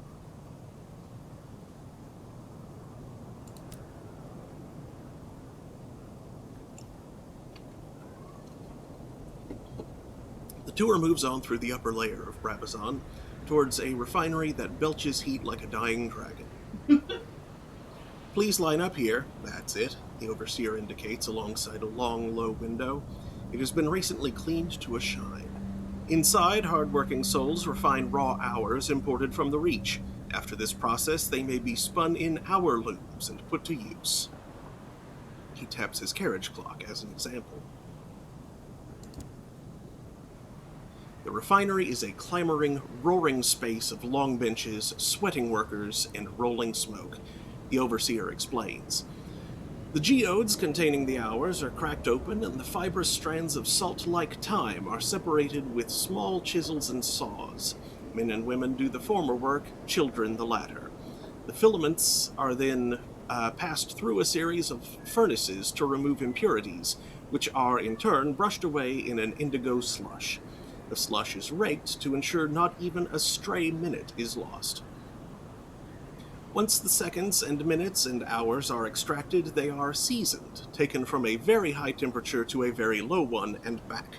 After this, the tangled clumps, the color of the sky just before dawn or after dusk, are carded and wound onto spools in long filaments. The overseer raps sharply on the window. As one, the nearby workers look up, smile, and wave.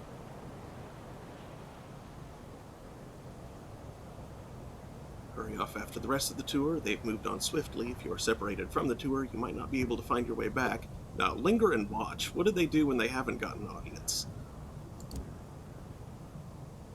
Seconds after your group has moved on, a worker in the middle of the front row leaps from her seat. She pulls on the striped blazer that had been hiding on her lap. And dashes from the room. She is replaced by another, gray and exhausted. No one looks up. You have used nearly half your time.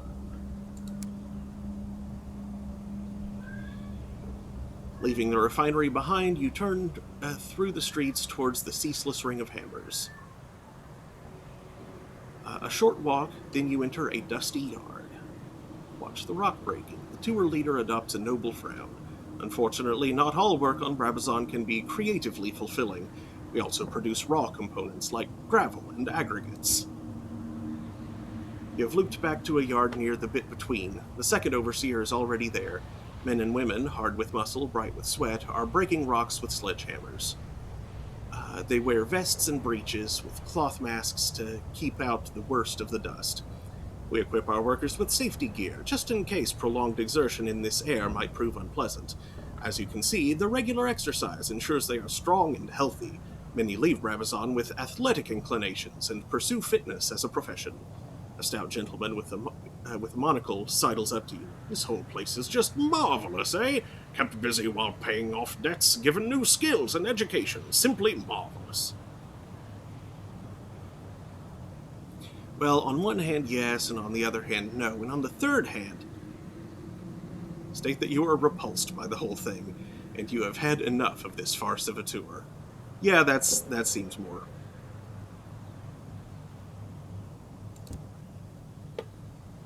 The man frowns.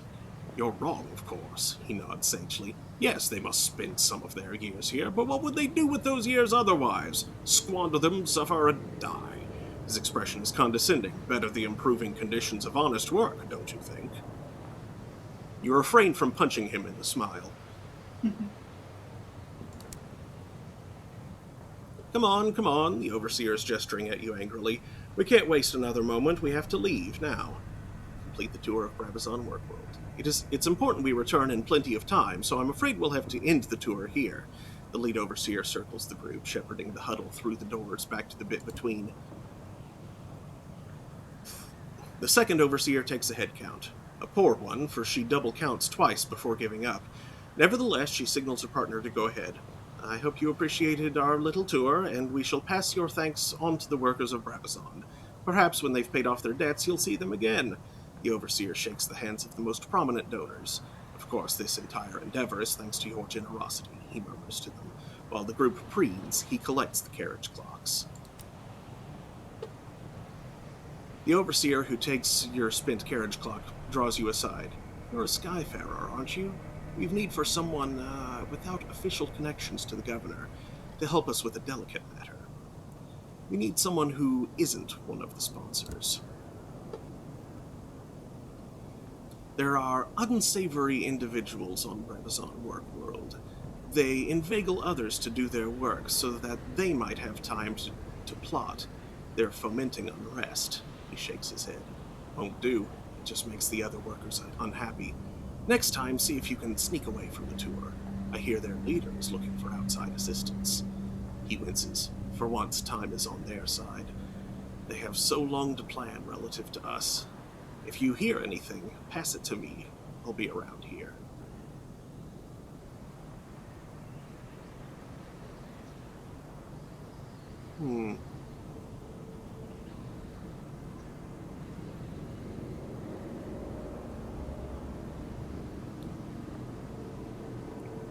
You know, I feel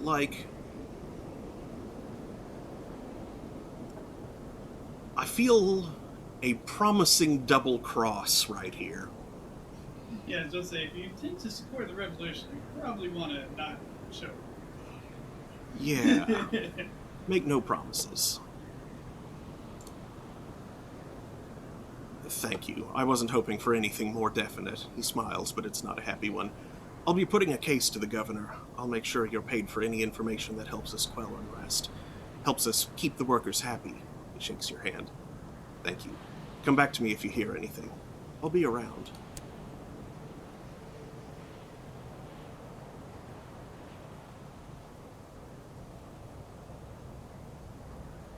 The heck is that symbol? For Starshine, requirements might be waived. The guards are not corruptible. Starshine does not help them perform their daily toil and keep others at theirs. You would most certainly not be allowed to join a tour in exchange for it. They do a lot of lying around here.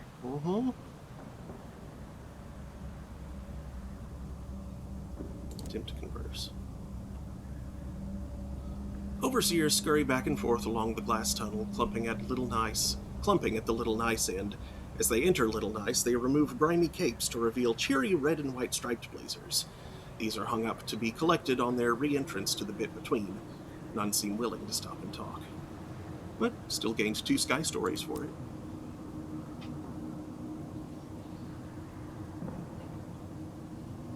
So the people cheerily smiling at you were other overseers. Yup. Or at the very least, paid actors. Well, one was in a straight blazer. Oh, that's true. Uh-huh. Okay.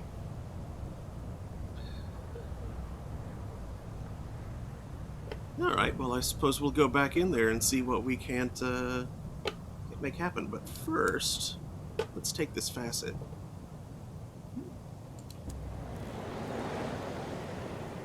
What did the winds of fate hold in store? Spiritford, a metamorphosis. Smoggy streets. Spell in prison. Or a settler. Let's see.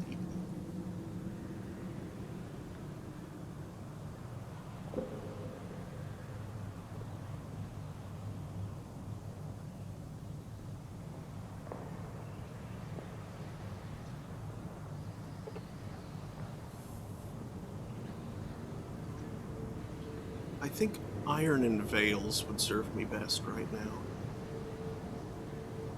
I've got plenty of hearts. Actually, maybe hearts and veils.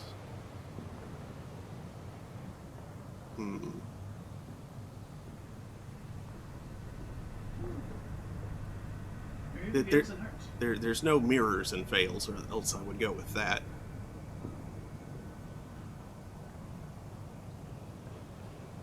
If you're about to engage in a bit of skullduggery behind the scenes, veils and arts will be Yeah. Okay, then. What was this one again? Yeah.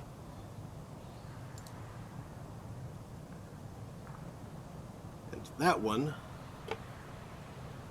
would give me a proper connection to the people I'm about to cahoot with. Cahoots! You spent much of your youth in the hard end of London, where the gas lamps are scarce, the prospects bleak, and the people as flinty as the cobbles. Only your dreams of something better kept you going. As soon as you saw an opportunity to make a new life for yourself, you jumped at it. You haven't looked back.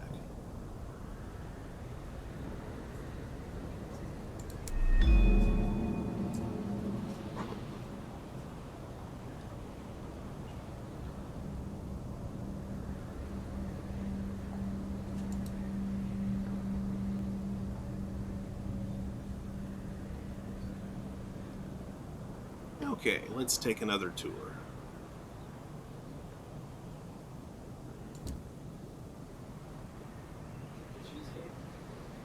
No, she's right there. He's continuing to commit his essence. Mm-hmm.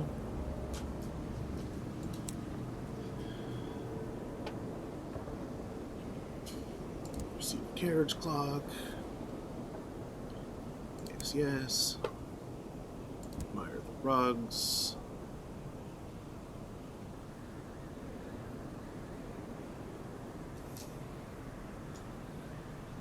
Let's see. Smile at the brothers again.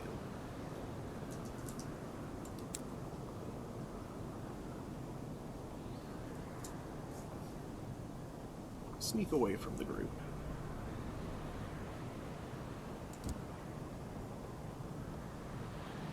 Guides are focused on moving the tour along. No one notices you slipping away down an alley.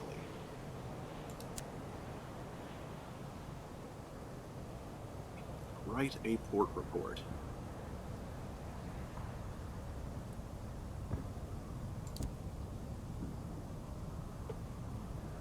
Industry is booming here, as always. Labor is cheap, demand is high. Discontent simmers among the workers, but the ones who prove valuable are promoted to oversight positions. The wheels turn. Brabazon persists.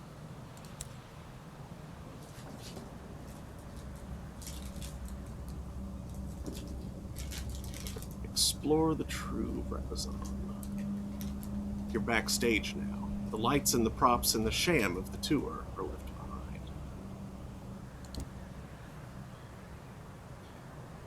Weary workers struggle to their first shift, gray as ghosts in the smog. They struggle under heavy tool bags and heavier debts. The debtor's court does not give a good rate of exchange on sovereigns owed to years worked.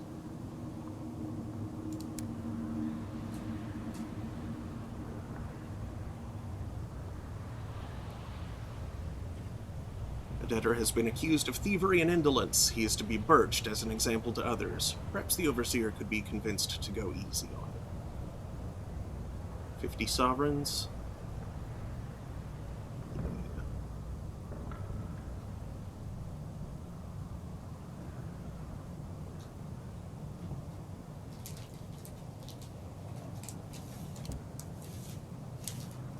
It takes a substantial crime for the overseers to risk visiting Brabazon personally and getting caught in its accelerated days. This one wants to get this over with and get back to the bit between as quickly as possible. His bribe is practically cursory. The punishment is brief, but still gruesome enough to send murmurs of discontent through the crowd.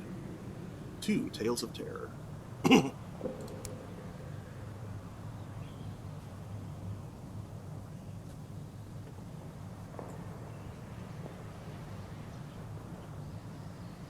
Yeah, let's trade some supplies as well. I have plenty.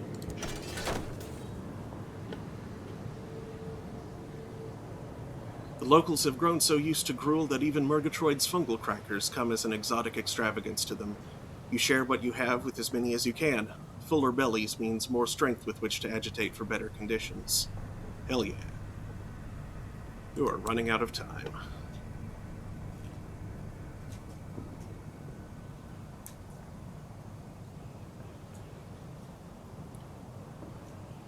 Ooh. You know what? Time be damned. I'll get out later. A worker has been injured in a factory accident, a common occurrence, so common that she can't be seen until the doctor next visits. more urgent care could be invoked if you have the necessary paperwork. Do it.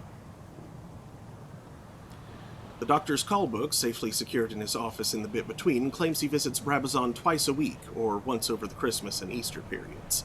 But from the perspective of the work-worlders, isolated in their envelope of frantic, scurrying hours, the gap between his visits is rather longer. The debtors complain bitterly about the arrangement. You arrange a precious visit to the doctor's surgery for the injured worker.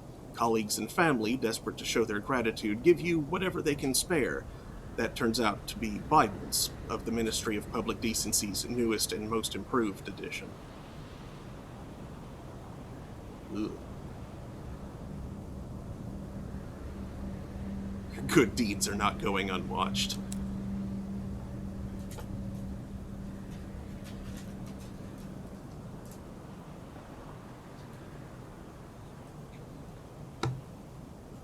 In some parts of Brabazon, further from the factories, the smog is cold and hangs dirty icicles from the gutters.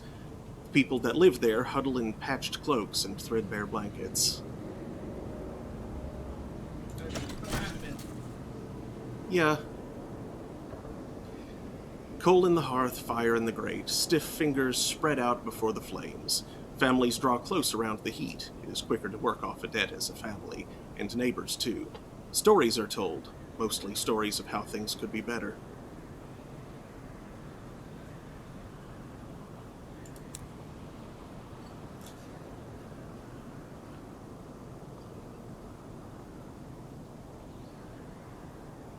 Almost out of time. Okay, now it's time to get back, and I can talk with the workers' leader next time they join the tour.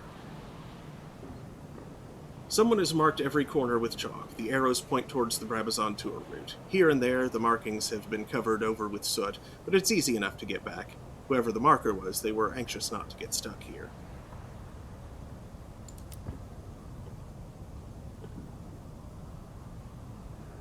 Come on, the overseer's gesturing at you angrily. We can't waste another moment. We have to leave, now.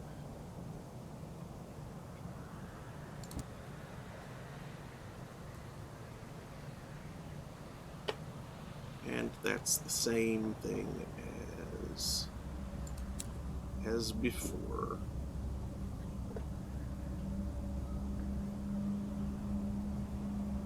I should probably stock up on ministry stamped permits next chance I get. I'm going to grab myself a snack, too.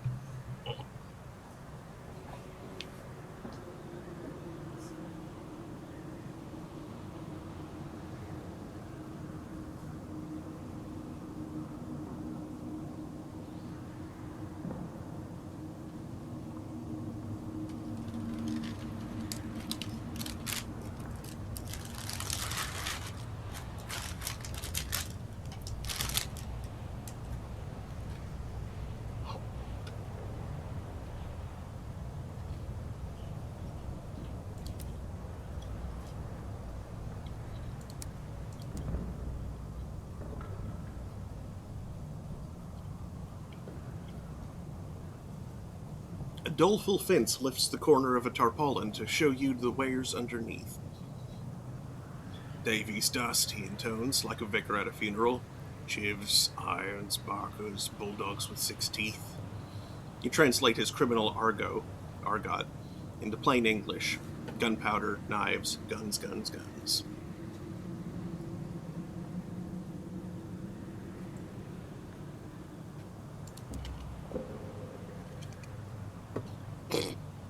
Well, there it is.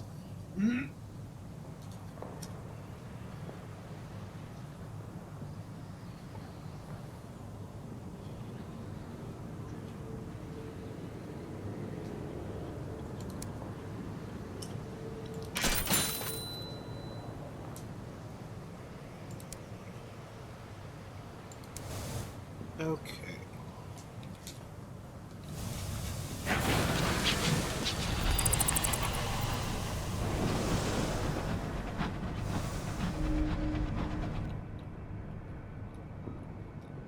Something over there.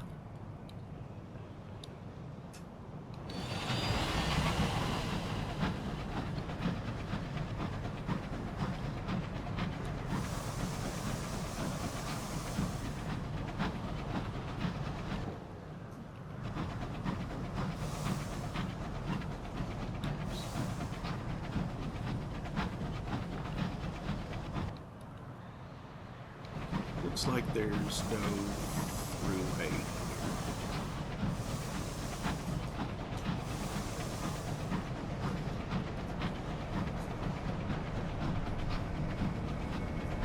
Let's back this way.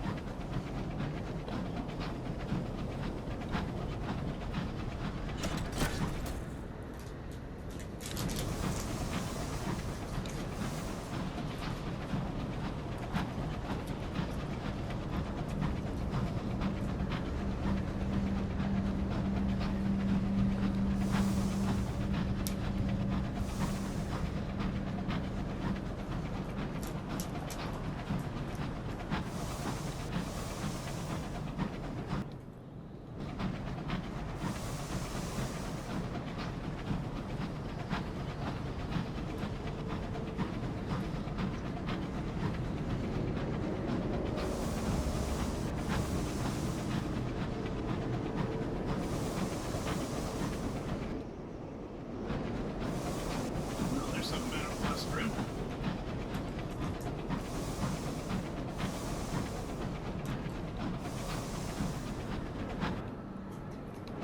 Yeah, this is definitely some kind of disaster that happened here. Tower of Chimes!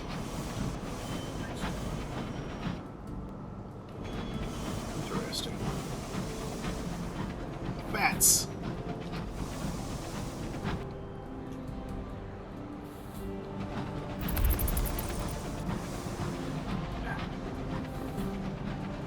Or different bat. Hey, another station. Way off this way.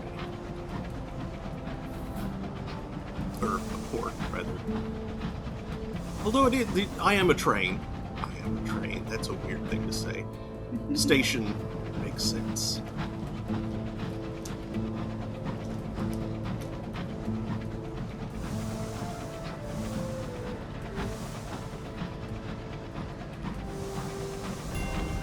The floating parliament.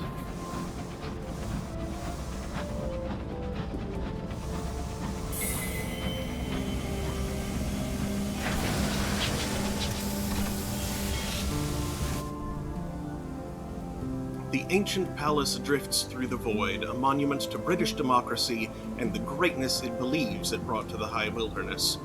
An elderly guard watches with suspicion as you dock, but relaxes at the sight of fellow Londoners.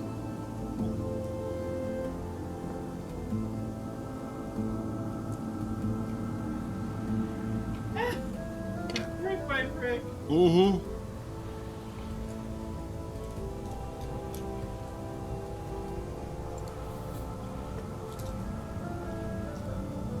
It didn't take long for her to grow weary of the questioning of her authority and have it severed from London. Parliament now drifts free in this distant corner of the sky. It continues to pass laws, but hardly anyone pays attention.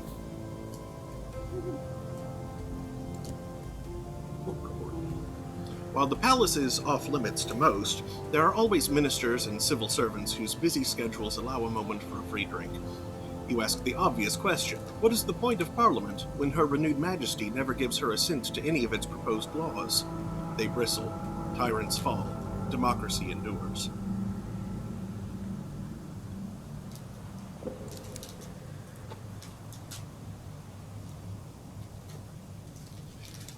Observe the people's perpetual protest. A ragtag mob of protesters has set up camp on the lawn. No two want the same thing, but their cacophonous chanting is impressive. Not Westminster, but Highminster. Mm-hmm. Parliament has little power, but at least there is a chance it might listen. That is more than protesters can expect at the throne of ours. The protesters raise their voices with a spirit of camaraderie and a united belief that words can still make the world a better place, with neither anger in their words nor violence in their demands. At 3 on the dot, the huge portcullis opens and the protesters are served tea, scones, and little cucumber sandwiches cut into triangles. A little recognition of the protesters' ongoing service to this most vital part of British democracy. Sure, why not? Join the protest. You have opinions to get off your chest.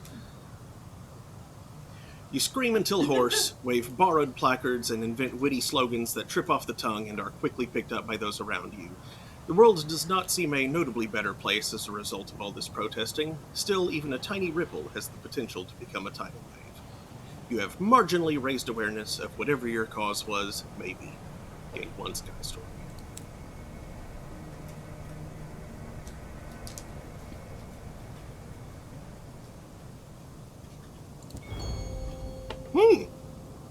Oh.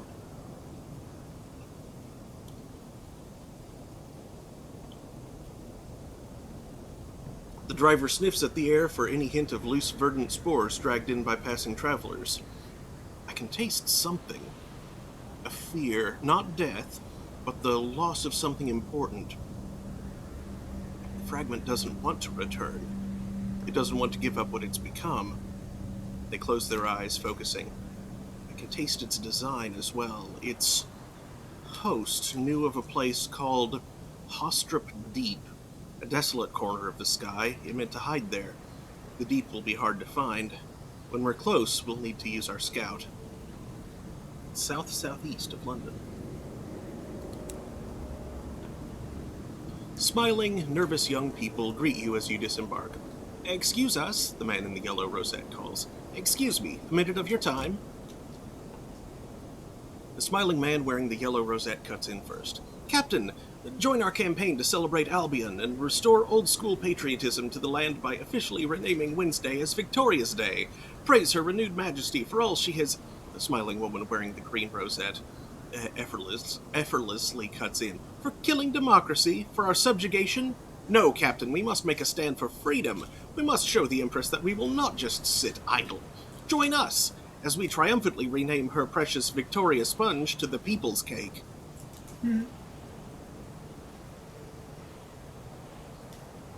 Yeah, this is certainly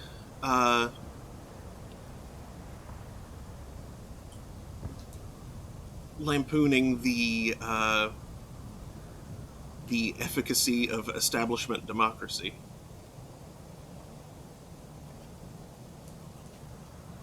Making only symbolic changes and never actually accomplishing anything. The People's Cake.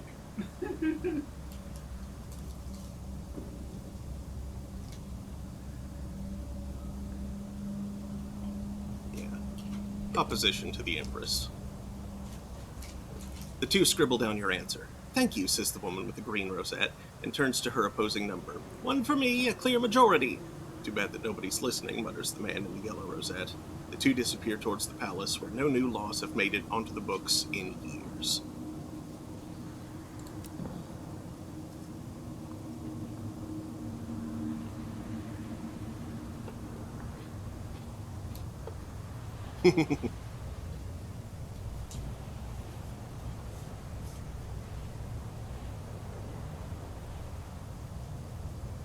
Explore Traitor's Green. It was originally named for Cromwell. Someone clearly holds a grudge. The replanted gardens are a pleasant place to enjoy a walk, though the buildings are out of bounds to casual visitors. The Empress Gate is particularly fortified by a heavy chain and a padlock too rusted to ever be unlocked. A few protesters are taking a break to picnic on the lawn, away from the guards. Braver, or more foolhardy ones, sit on the aisle's edge, swinging their legs over the sky as they eat their sandwiches. It's near them that you spot the fellow in the suit, swaying uncertainly. His footsteps have taken him precariously close to the edge. Nobody seems to have noticed. He looks like an MP, but even so. Mr. Darwin. He sees you coming. Startled, he steps back and with a drunken cry is gone, over the edge and soon little but a dot in the swirling clouds of the wilderness. A small army of civil servants soon swarms from the nearest gate, staring over the edge, agreeing what appalling timing and manners the fellow had, and already arguing over whether the most appropriate memorial would be a bronze plaque on a bench or a new ficus somewhere within parliamentary halls. A tap on your shoulder distracts you, a tall clerk flanked by two clay men. "Excuse us," he glances you up and down. "Yes, very suitable. A moment of your time."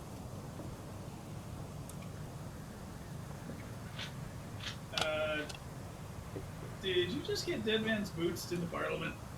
I may have. He sits at a huge mahogany desk in prestigious Downing corridor.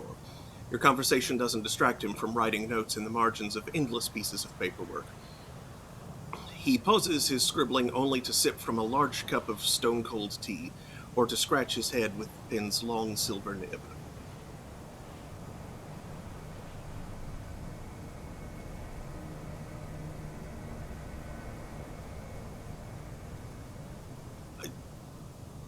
He looks like somebody, but I'm not sure.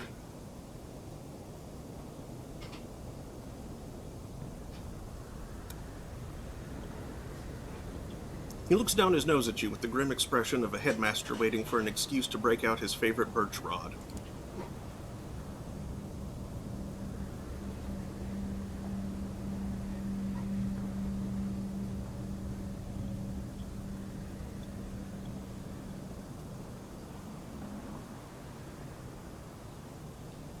Ah, the captain. A moment. Do take a seat. Tea? Ah, yes, I will call for some tea. The loss of our dear minister for... he hesitates, covertly checking a file. Whirlberry juxtamare. Yes, yes, it's a tragedy. But we must move on. You seem just the sort I'm looking for. Lucid. Breathing.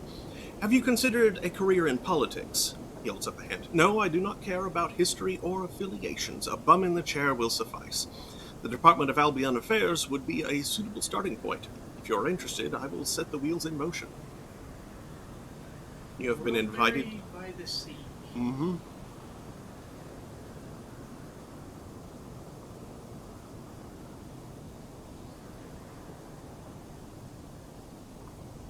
You have been invited to become an MP.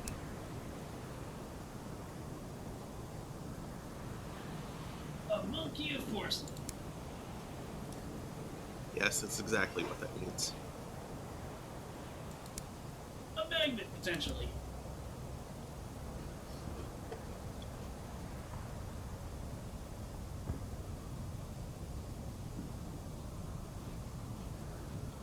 Ministry approved poetry.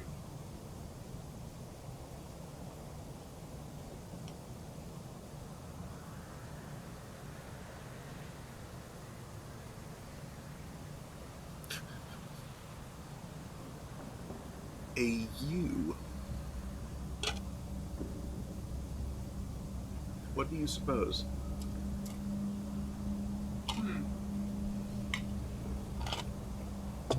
It's just a little miss you. A bit of miss. Black Rod. Hmm? That's an actual thing in Parliament. Hmm. Got a cupboard-sized office.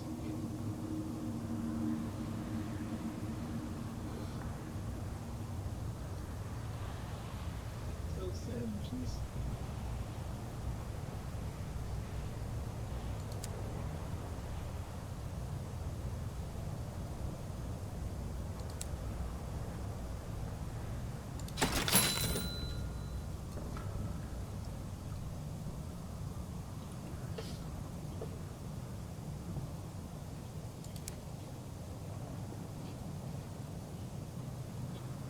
Black Rod, like, bangs on the doors of Parliament. Not big, like, mahogany or ebony, it's kind of like dark wood. Probably gold or brass.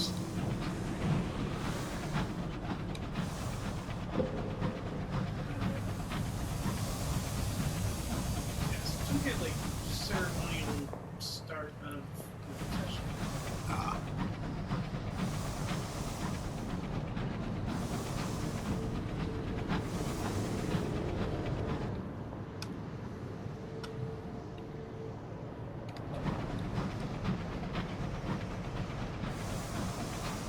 What have we here?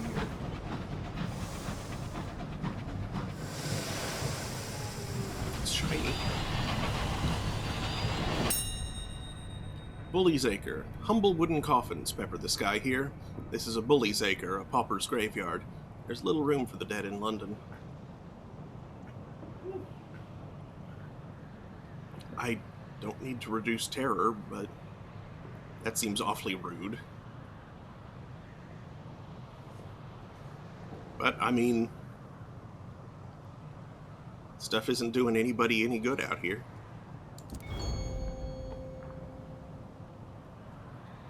You enlist your least scrupled crewman and exit the main hatch. Maneuvering close, your nominee gets out on the footplate in the driving wind and hooks a coffin with a coal shovel. The lid comes off with a groan before falling away into the sky. Well, it seems this poor soul tried to take it with them after all. 62 sovereigns.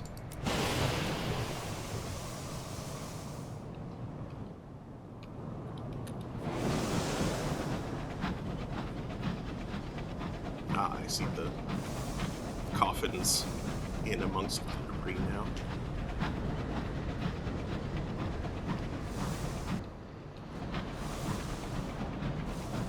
Amongst the glassy shards.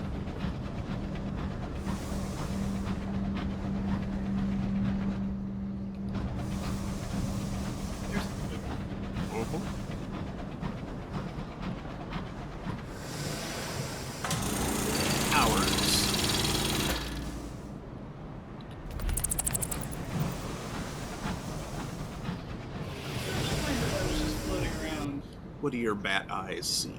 Something down there.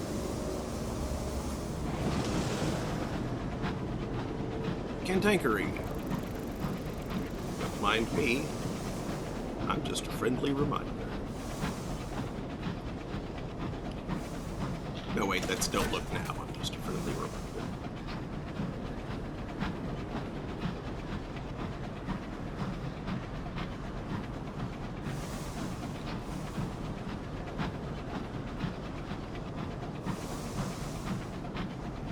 Speaking of Homestar Runner, did you notice the, what I set the stream title to?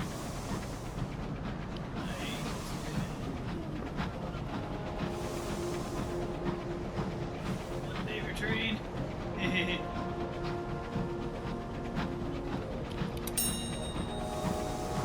One hull. Oh boy, that was totally worth it.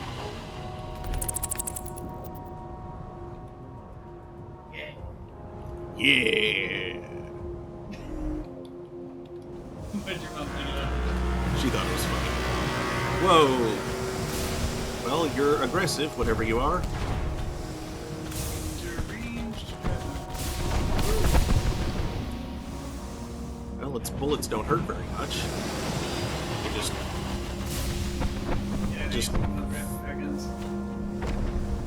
Whoa, that one was a direct hit, though.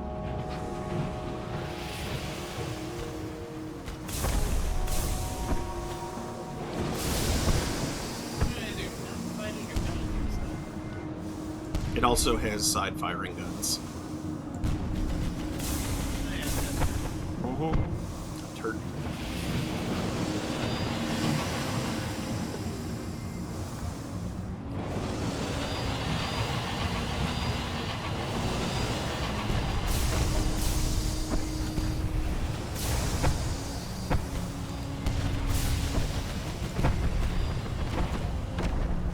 Jeez. Okay, I'm getting out.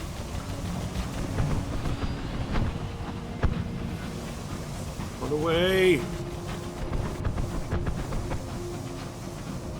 can say rapid fire guns there pretty much. That's being slow there again. Looks the same.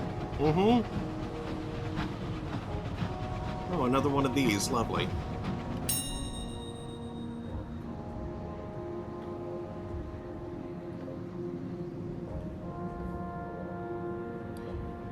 Huh. Some of the coffins sparkle under a shroud of glass dust. And what's that among them? Something larger, winking with starlight. I don't have very much terror yet, and that one is unlikely, so let's go this way. You take your least scrupulous signaler out onto the footplate. You bring no lanterns, relying on your sight and distant sunlight that scintillates off a few broken fragments of glass nearby. Soon enough, a promising coffin of pleasing bulk passes by, close enough to touch. Deft work with the coal shovel brings it aboard. You break it open in your cabin. Inside, the waxen face of a newly dead auditor who bothers to bury an auditor in state. With his stiffening fingers, the favored poetry of the Empress.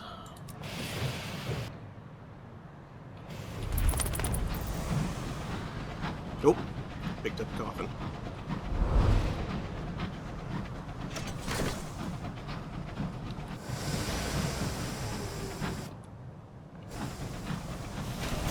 Glorious Dreadnought. HML. Hey! Hey! We're flying here.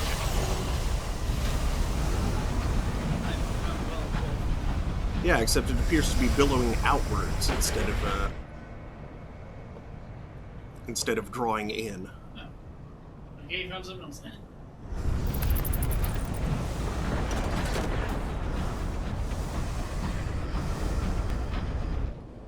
Storm, perhaps. What did it find? Oh, that's a long ways off.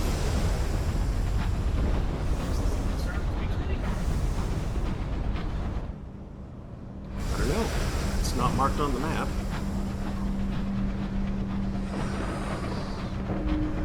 The storm that speaks.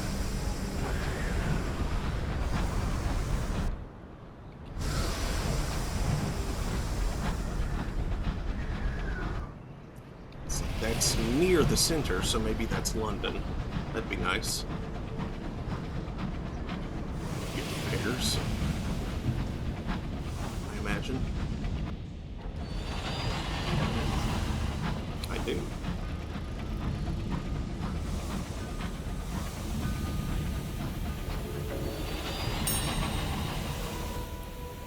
I mean, it was repairs, so...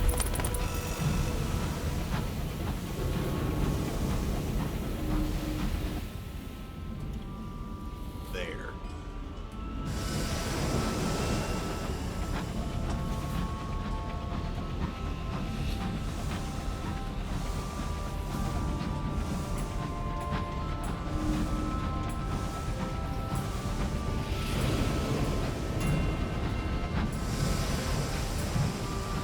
Horological office.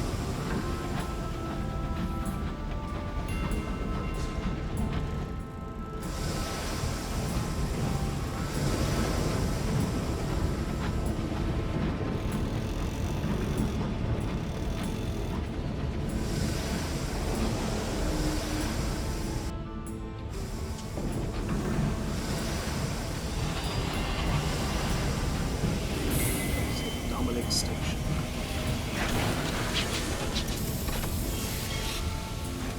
I'm gonna pour myself some more drink real quick.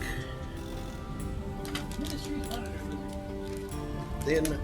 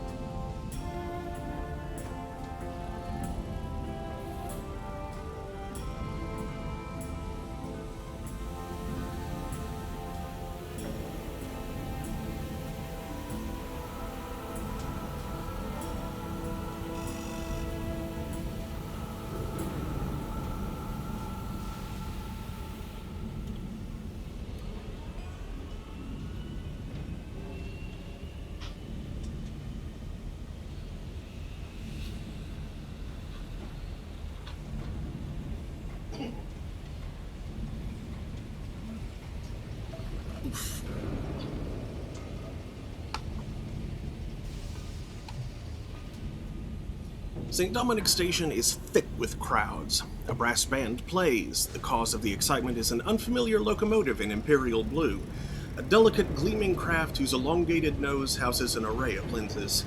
A top-hatted official from the Ministry of Public Decency is delivering a speech. The first ever fleet of new Monitor-class locomotives. They will be Her Majesty's watchdogs, scouring the skies for the enemies of Albion. The crowd cheers. Well, most of them.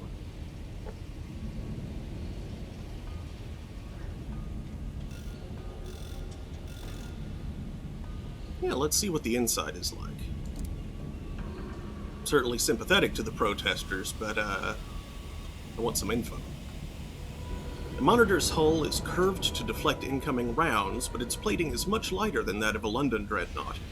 The bridge is crammed with state-of-the-art sensory equipment. You put your eye to the main scope and it flings your sight through the Monitor's precisely aligned lenses and away to a distant stretch of the sky. The stars are bright and close. You step back, bumping into a control panel. Careful, warns a watchful crewman, that's the gun. Just one, you ask. He grins. Oh, she only needs the one. You will now encounter Ministry monitors while exploring.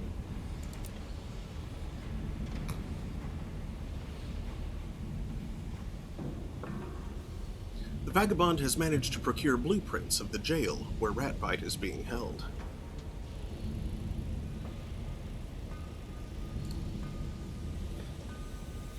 He is excitedly planning a pointlessly intricate scheme to get her out. It involves disguises, distractions, the extremely irresponsible misuse of hours, and 2 separate explosions. Just use your connections to quash her trial. A few words in the right ear are much less risky than the Vagabond's ludicrous plan.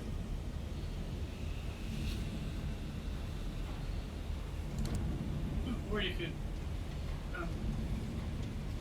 It's fine. I didn't have the mirrors for that anyway.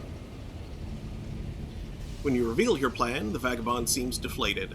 I suppose it makes sense, he says glumly, scrunching up his heavily annotated blueprints. Ratbite's crimes are relatively minor: defacement of property, impropriety, pickpocketing. It's relatively easy to ensure that the paperwork for her upcoming trial is conveniently misplaced.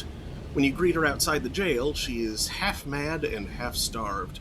You bring her aboard the engine and order for her to be given a full meal and a decent night's rest. When she's recovered, you'll quiz her about her old partner in crime, Quivers. You see, if you've done the other way, there are the notes that it would improve your friendship.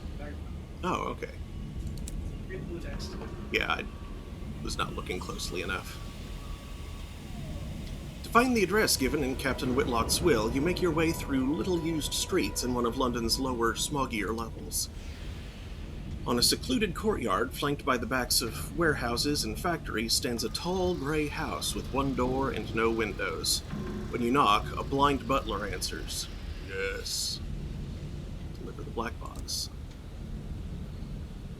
The butler is pleased. Our resident has arrived. Please bring him in.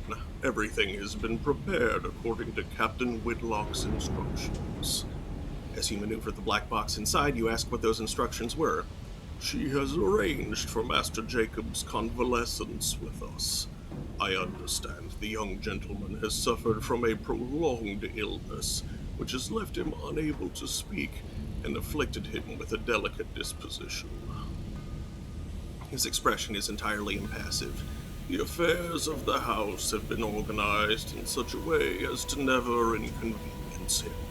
He will require no visitors. An extensive library has been provided for his edification. Privacy is paramount. With the box in place, the butler produces a key from his pocket, but waits for you to leave before using it. Thank you for your assistance, sir. If Amelia were still with us, she would thank you. Good day. You leave the house without windows behind. The matter of Captain Whitlock's legacy finally discharged. 2,000 experience.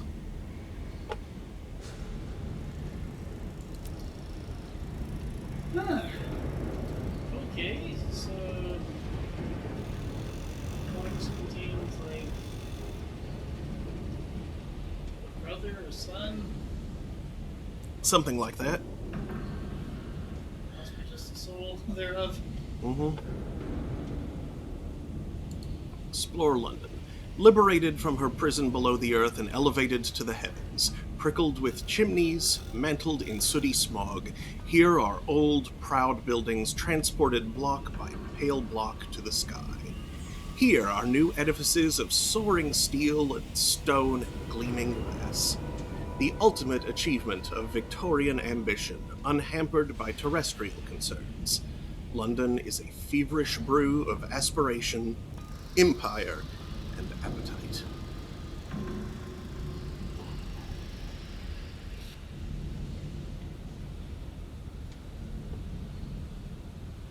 Sure. Oh, yeah, second one, please. Yeah, secondment.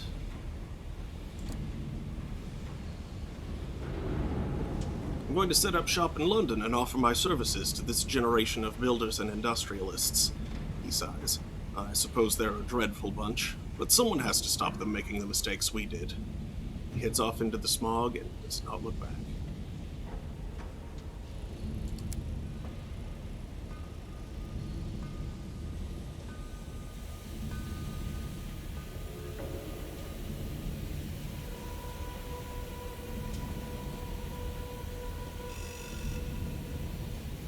Signalman is in a shabby little consulting office near the station, decades out of fashion. A motto on the cobwebbed windows reads, "Told you so." Despite its appearance, business is booming. London's elite, unused to being spoken to frankly, consider him a delightful novelty.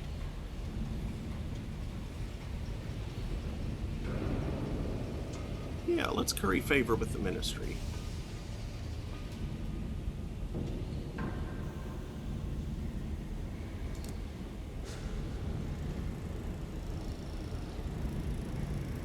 Signalman nods, more than willing to apply myself to the ministry. I've been wanting to take a gander at their failings for some time now. There's an undertone of relish. Let me meet you back here when I'm ready.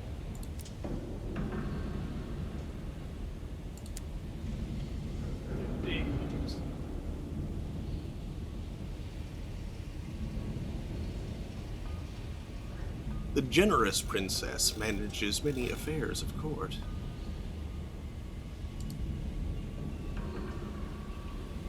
She cultivates alliances, forms opinions, sets trends, makes introductions, suggests promotions, and dismantles reputations. She attracts rumors like a lantern attracts moths. It's said that she fears the light of the suns, and that her gifts inevitably destroy the recipients. She can sometimes be found in her salon, where she welcomes visiting captains.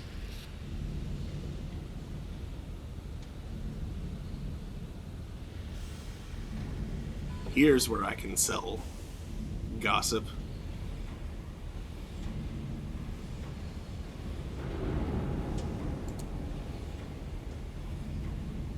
The princess sends for wine. It is a long evening in which much is shared. When you stumble out into the smog, she pats your hand. Don't worry, she tells you. We shall take all of this in hand. Do that twice.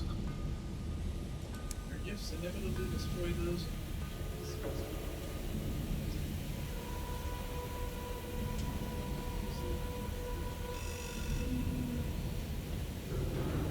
What a dispensation. Sheesh.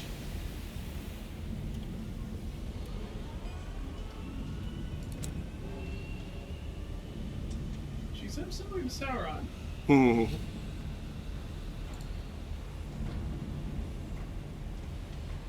And let the princess set up a salon.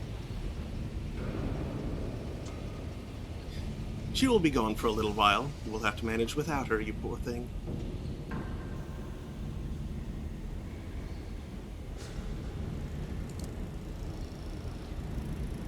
Princess sweeps away into the smog. For a moment, her tiara sparkles in a single beam of distant sunlight.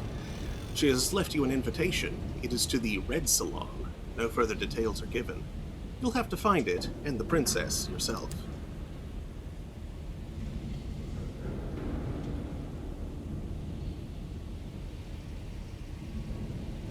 Saying it's way of time and respect for manners. Or just spend 2 gossip.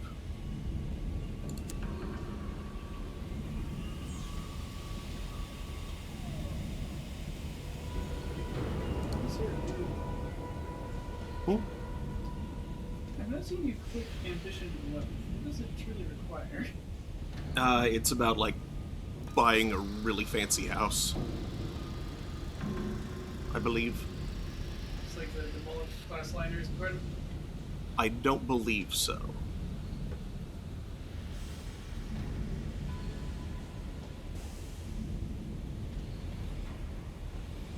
Selection of immaculate souls, which I definitely don't have. Wander the streets. There's a palpable tension in the air today. Ministry officials walk the streets, their expressions stormy. A newspaper at the station proclaims the date, the anniversary of the blockade of New Winchester.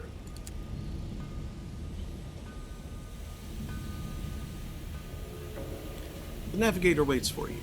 I've been away some time. Your vouching for me would make a good impression. I want to make her proud.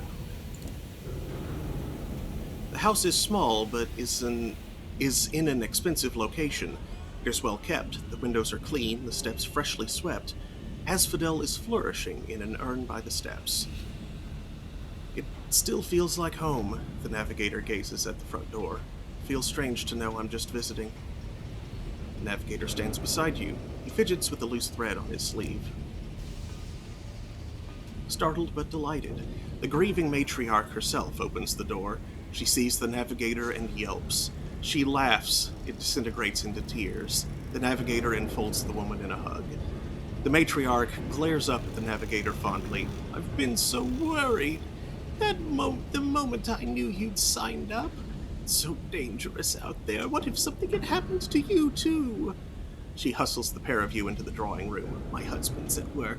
He'll be disappointed to have missed you. The grieving matriarch is determined you'll join her for tea. She even refuses to let the servants assist. She is rushing towards the kitchen when the navigator intervenes. We can't stay long. I mustn't impose on the captain. I promise I'll come back soon. He draws the matriarch close and lowers his voice. I came to ask, may I borrow the key? I haven't been able to pay my respects. The grieving matriarch looks mortified.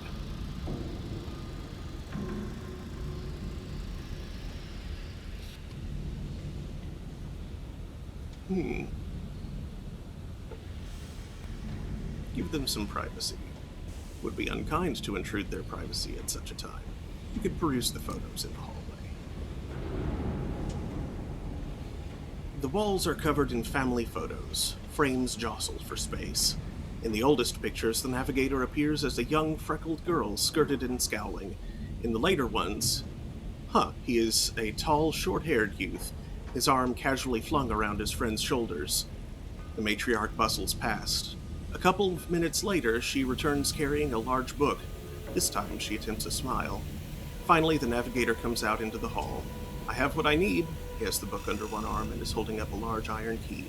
What does it open? The family tomb in Eagle's Empyrean. They took Alton back there.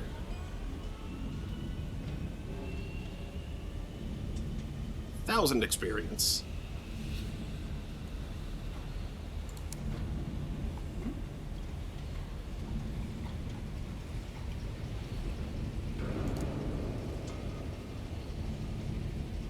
There! You find the establishment between the roofs of two collapsed houses. Under their steepled walls, it bulges like a tumor. You enter, the floorboards sigh in warning under your feet. The tiling ripples underfoot like the back of an animal. Inside, there are aisles as thin as capillaries and shelves cauled in thick black fabric. There is no one here. A dusty bronze bell rests atop the equally dusty counter. You ring the bell. The sound is sharp and silver in the murk. For a time, there is nothing, no indication of life in the store until... What are you? Why have you come? If you're a customer, I have nothing right now, nothing I want to sell, comes a voice from the clutter. A body soon follows the voice, peeling from the gloom. It elongates, stretching upwards, spreading into a flare of burgundy fabric. Under its hood, an unmistakably chiropteran visage, its eyes dark and curious. It is one of the masters of the bazaar. Though pronounced adversaries of the Empire, one of them still stands here before you, imperious, impossible, and maybe slightly afraid.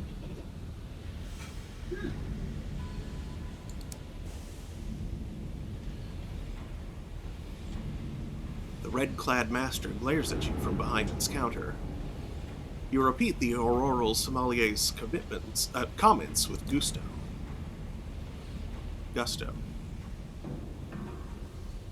Gone. What he wants is gone. No, not gone, but almost gone. Little more than a sweet swallow, and that isn't enough to do anything. Movement in the chthonic murk, filled with carnivore purpose. You smell animal musk and hoarfrost on rose petals, and fruit both astringent and sweet. Gone. But I could make more. I was Mr. Apples once. As I was once other things, other names, other people. You smell of oil and metal and the stars. You could take me where I need to go. You can almost touch it.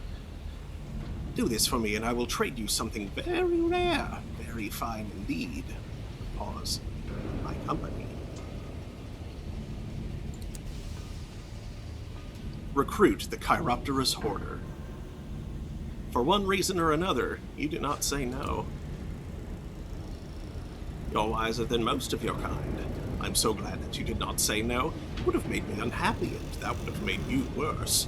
It feeds oil to one of the dying lamps pendulating overhead, so close its breath rakes over your skin.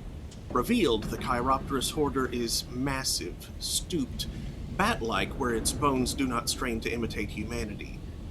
But you did not, so we are now.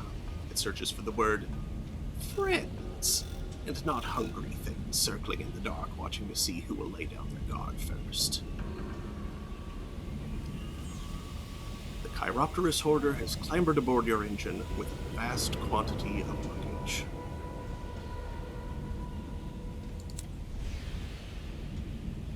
Okay. And Mr. Apples. No sooner have you pulled into the sidings than a long-faced man in a battered coat approaches your locomotive and asks for a moment of your time. The story was unlocked because you have Veils of 40 or more. He fiddles with the bent brim of his hat as you approach, his face as solemn as a basset hound. His voice is nasal, his eyes gray. I will not wish you a good day. You are a person of intelligence, and the day is manifestly miserable. I myself am newly afflicted by the gout, which has made my mornings a parade of wretchedness. No doubt you have your own misfortunes, into which I will not pry. Instead, let us move to the happier subject of business. You have come to my attention for the very reasons you avoid others, your subtlety and your cunning. My employer may have work for you, profitable work, but perilous and profoundly illegal. Should you be interested, seek me at the Admiral Benbow Inn here in London. With that, he takes his leave, tutting at the thickness of the fog, before he dons his crooked hat and vanishes into the crowd.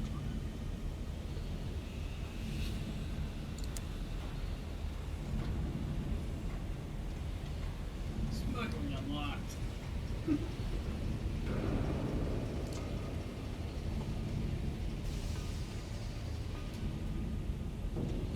Attend a meeting with a gloomy middleman. Conducts business in a smoky corner of the Admiral Benbow Inn, down in the smoggy lower levels of the city.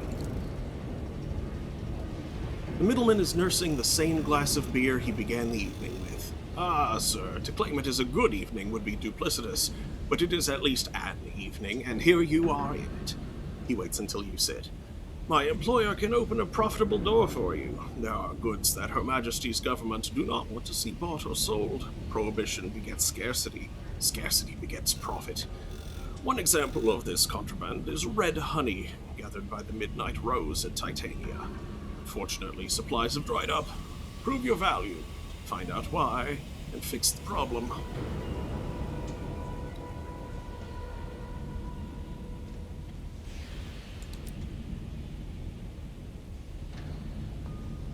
Okay. Yes, repair. Repair.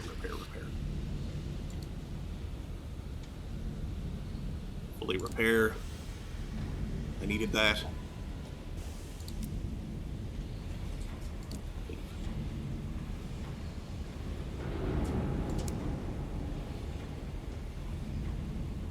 Macquarie's Tobacco Shop. The sign over the door once read, Macquarie and Son Fine Tobacco, but since then someone has crossed out the word fine in a fit of honesty.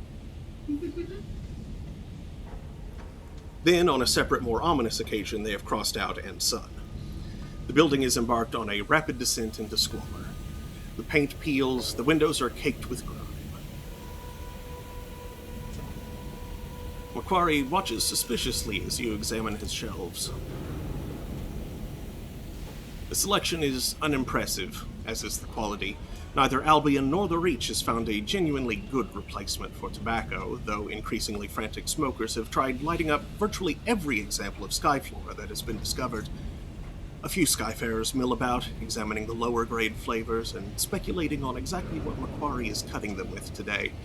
The more expensive brands are untouched in their glass cases. You'd wonder how this place managed to stay open if it weren't for the fact it is so obviously on the brink of closure and probably collapse.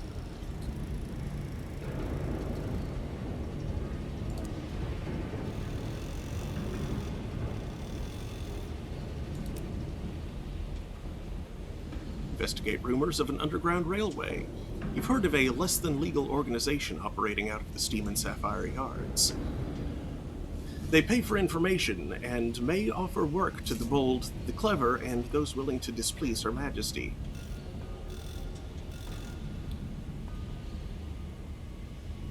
Reach out through your criminal contacts. You have friends in low places. Perhaps they know something. Your connections are reluctant to talk. I hear the deniables have been sniffing about. Less known the better. London's deniable constables, the plain-clothed instruments of Her Majesty's displeasure, are a persistent superstition of the underclasses. Eventually, a dubious rag-and-bone man directs you to one of the engine houses. Talk to the bookkeeper. He'll see you right. He occupies a tiny, smoky office cobbled together from corrugated iron sheets in the back of one of the engine sheds. It is stacked with nicotine-stained account books and boxes full of oily brackets. The bookkeeper looks up as you enter and gestures to a chair. Port reports. He maintains the company's shining public record. Anytime there is an auditor, he defends the New Street's interest with a mountain fortress of files.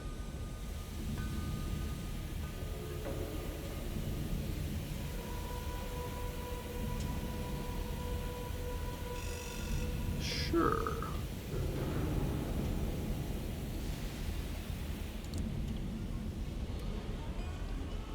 The bookkeeper reads the report swiftly, makes a few notations, then files them deeply in his haystack of financial records, beyond the attention of even the most persistent military auditor. Thanking you silently, he conveys that you are doing important work.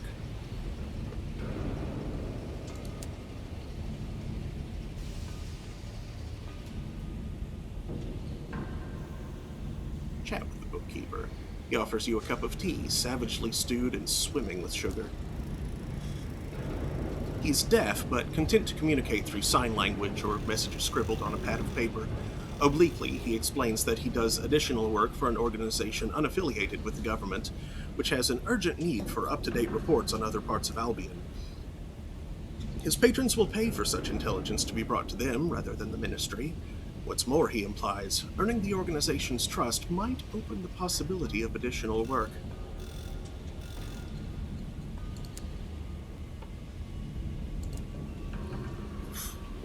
Oh, my legs. He nods to you and returns to his ledgers. You cross the ringing engine house with its scattered workbenches, its reek of oil, and return to the yards.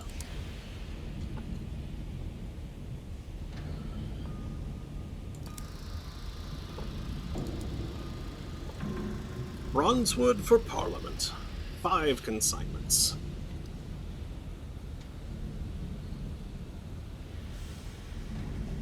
Sure, I have a little bit of that on hand. And I know where Parliament is. So I can go ahead and claim a bit of it. And literature for the Avid Horizon. Those who remain at the Avid Horizon are desperate for diversion, distraction, or escape. The authorities will pay for 3 consignments of more recent ministry-approved literature to keep their charges content. Avid Horizon lies to the east-southeast of London.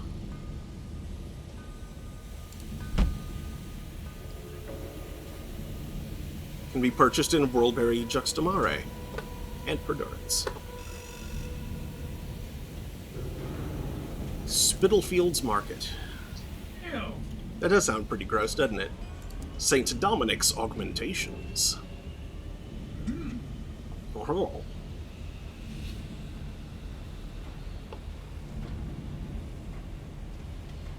Behold! A saying device. Let's see.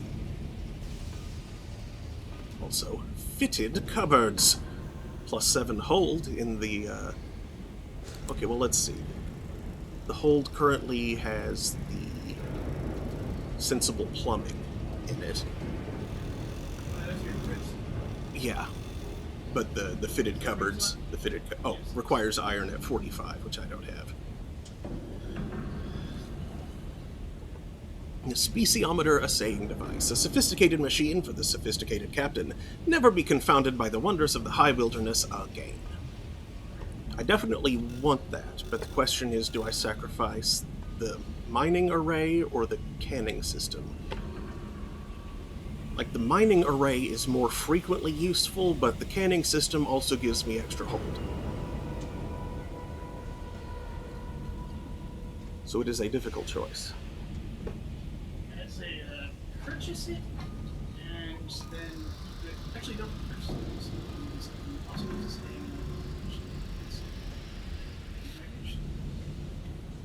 Ready baggage handlers. +11 hold. Where'd you want it, Captain? Over by the ammunition? Terrible idea. Look, just give it here. Me and the lads will put it away properly. You just keep the cheese coming. Ooh. A new engine, engine. Requires crew at 9. The Goneril. A midnight miracle of engineering, the Goneril was originally commissioned by the Admiralty for its dreadnoughts. Now more widely available, the Goneril is lean and fast as a hunting panther. The latest model comes equipped with a steam injector, allowing frantic bursts of speed for captains with the courage to engage it.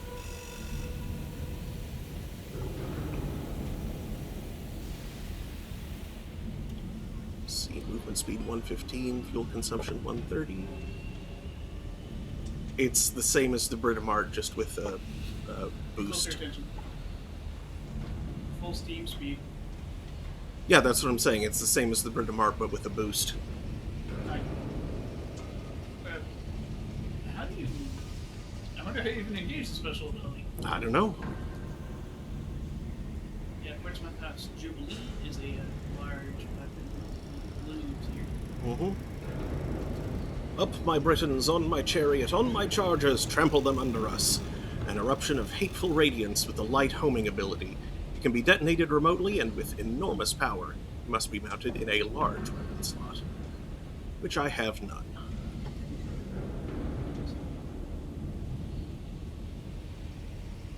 And there's also a blue rapid fire. I think that's a shotgun. Oh, it's a shotgun. A scatter.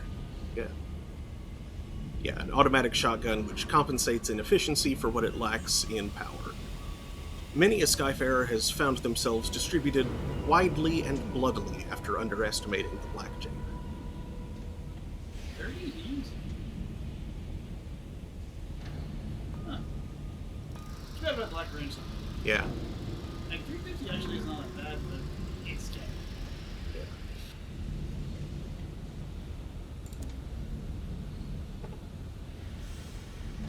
Percival. Bedivere. Agravane class Juggernaut. It does sound angry.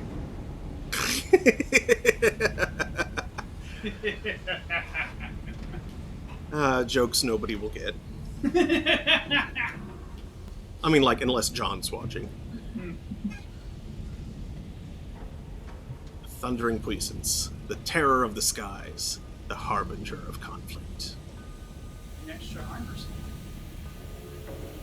Huh. And exactly the same hold as I have in this one.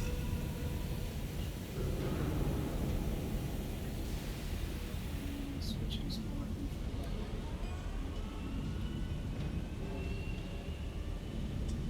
for weapon. Battlecraft don't really interest me that much, though. I am definitely more of a merchant.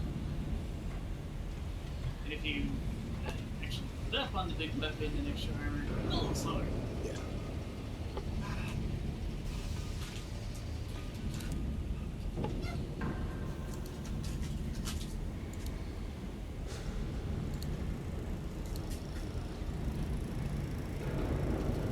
But you might want to pick up the Sayer so you have to switch to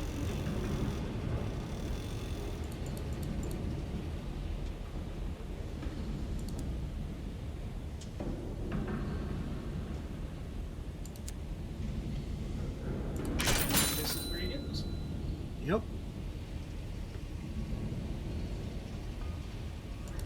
Oh, Spital Fields, not Spittle Fields. I heard like Spittle Fields. No, they're like, oh, you know, gross, why? Who's growing that and how?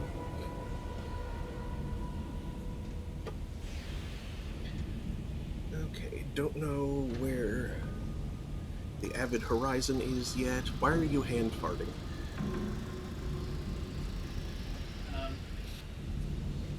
Yeah, I believe it's to the east-southeast. Yeah. But Parliament, I know exactly where it is, and I have most of the bronze wood they require. There's a little exploring you didn't do in Parliament. Yeah. Stuff. Yeah. Possibly literally nothing there. Possibly one of those little. You found a thing. A shore is absolutely not the term, but you found a thing that's not in the wild of the sky. Here's 69 XP. Oh.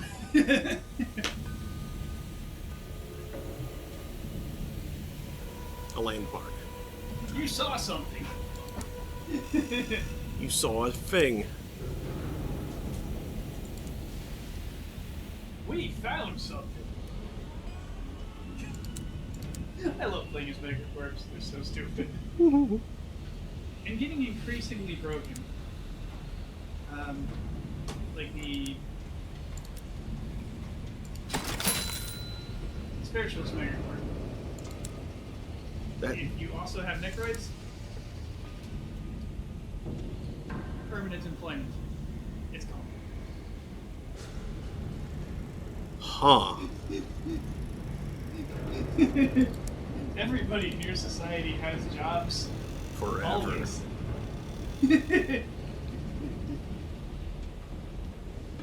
They don't allow death to cause people to become unemployed. That would be a tragedy.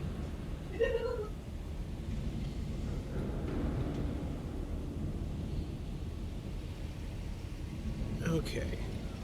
Let's, The trouble is that you have to manage your zombie box because they aren't capable of much. no.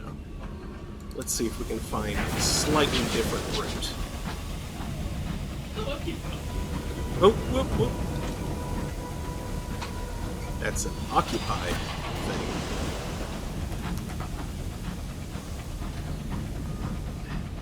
Docking request. Denied.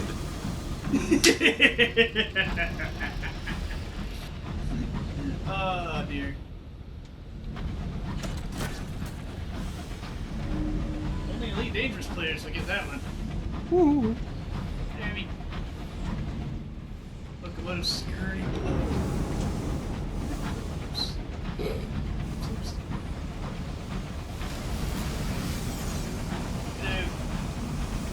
Hello.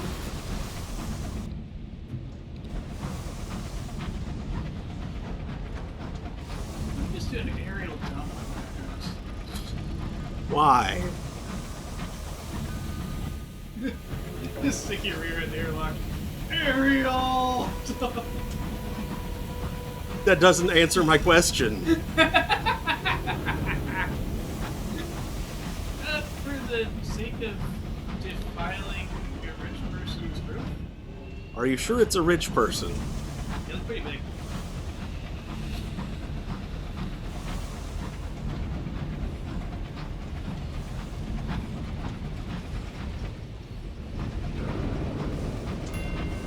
Rosenbaum's consequence. That's much. I don't like all of these being around. Mm-hmm. That makes terror, so I have a little bit of terror. I guess there's 4%. So I can go ahead and dispel all of that. Silence as coffins drift past the windows. Stoker removes his hand. Scribe Spinster! Scribe! and your terror just left up.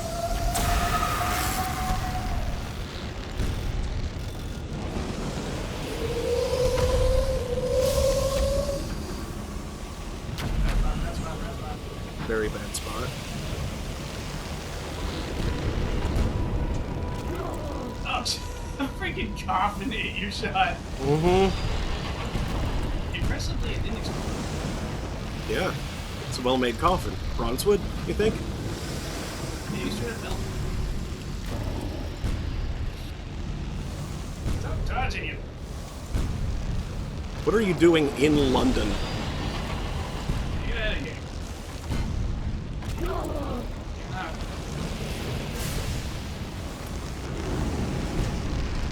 Yeah, expose your broadside, loser. Eat it. Take the Spinster's pin. The phlegmatic researcher at the Failbetter and Stainrod Nature Reserve sees some scientific value in it. A crew member sent out to retrieve the object is gone for some time for their task. Evidently, the Spinster's grip on it in death is exceedingly tight, and her fingers must be hewn off to retrieve it. What is it doing here? Like, basically London. Downtown London.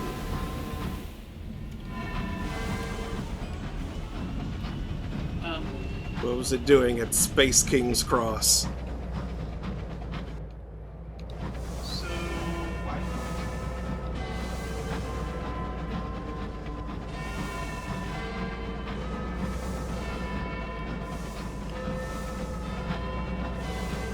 I think Big Ben's had better days. Well, we saw it earlier. I would agree.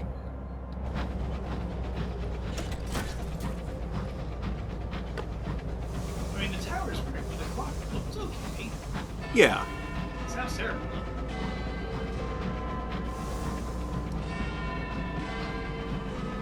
I think it's not been tuned in a while.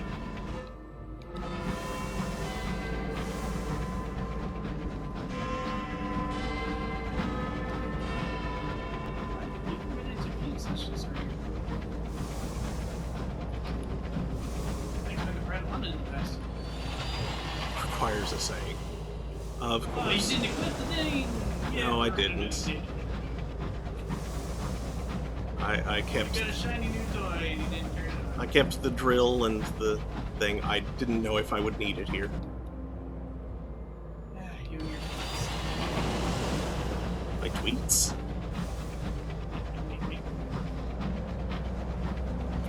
Oh, drill. Hurt.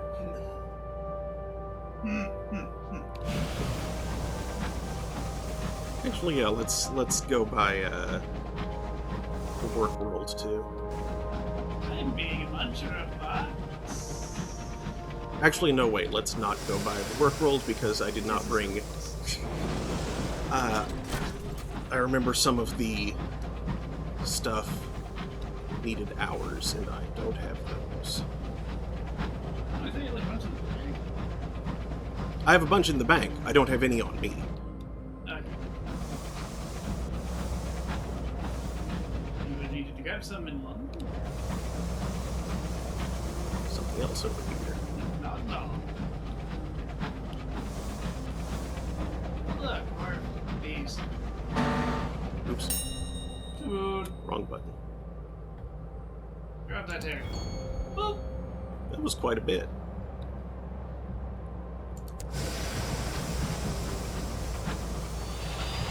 Food into those coffins, sending them careening into the black. Great. Terrific. The occupants won't mind, at least. Yeah.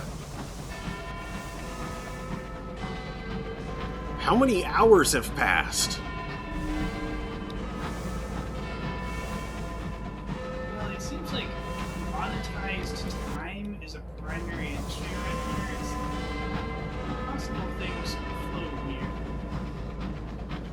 Yeah. Just have certain match.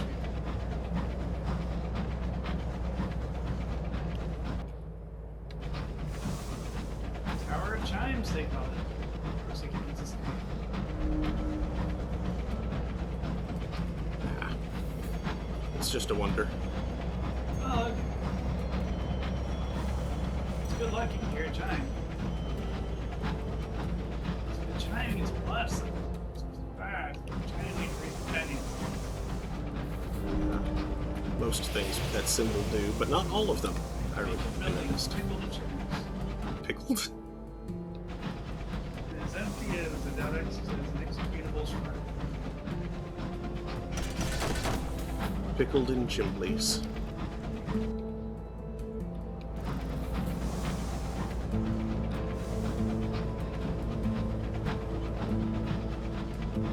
And then configuring it right.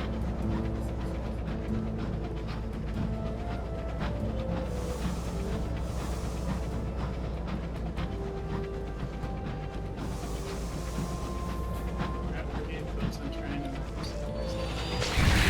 Oops. That didn't need certain violence, but I kind of flew right into it.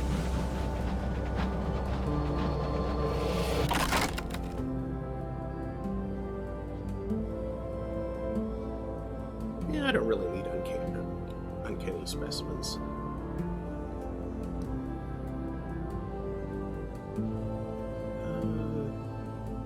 Yeah, let's. Blast it to dust. He gently shunked the larger pieces away. The crew are heartened to be doing something for the general good.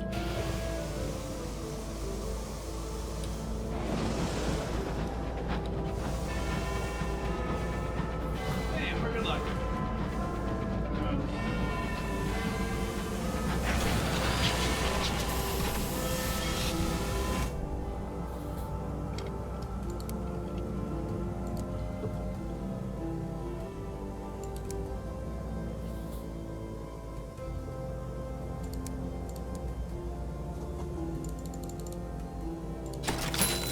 Wood. I beg your pardon. Brought wood.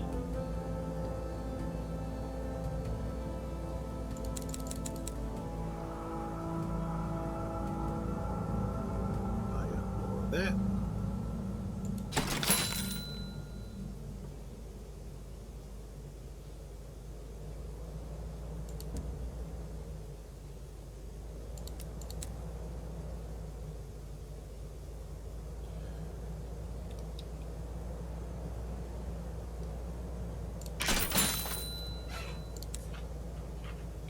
Alright. Let's see if my scout finds anything, and then...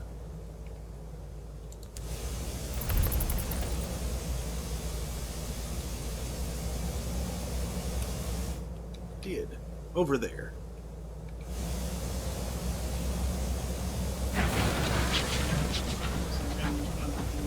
Yeah. Might be something useful, though. Although it might just be that same bit of ruined building that was there before.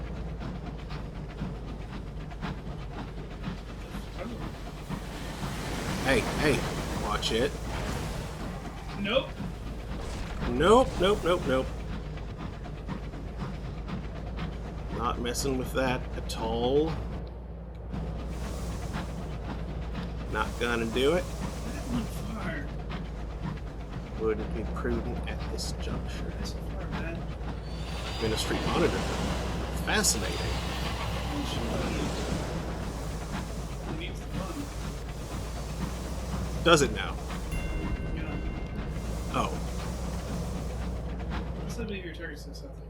Yeah, it is. I'm just effing some clouds while I'm here. Did you get the north run? The what? That was north run. No, because at first I was heading this way, but then I was a little more concerned with getting away from the Yes. guests.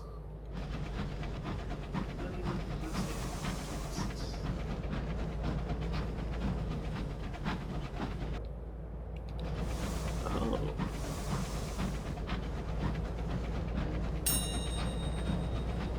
Nice.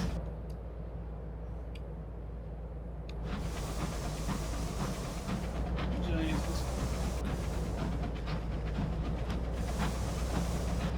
Should probably get somewhere where I can buy fuel. And who did this to you?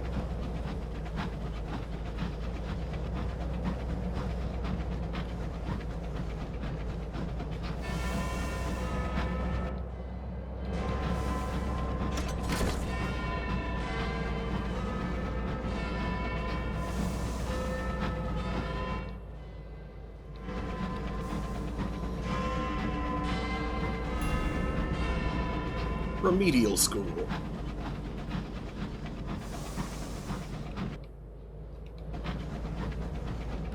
A name like Carrington, I'm a little afraid that it's possibly run by others. That would be Caroline. Yeah, it's got a similar name to Caroline. I hope it's not like Caroline from Kids. Sad and creepy.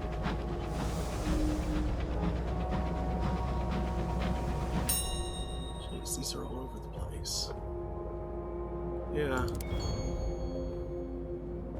Don't have to worry about terror. Oh, Scribe Spinster. There's back. Terror's back. Ah! What? Oh. Your ally over there is using strange weapons. Mm-hmm.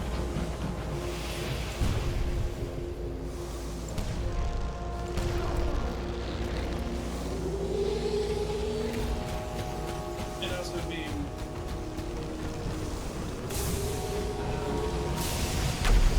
Phew.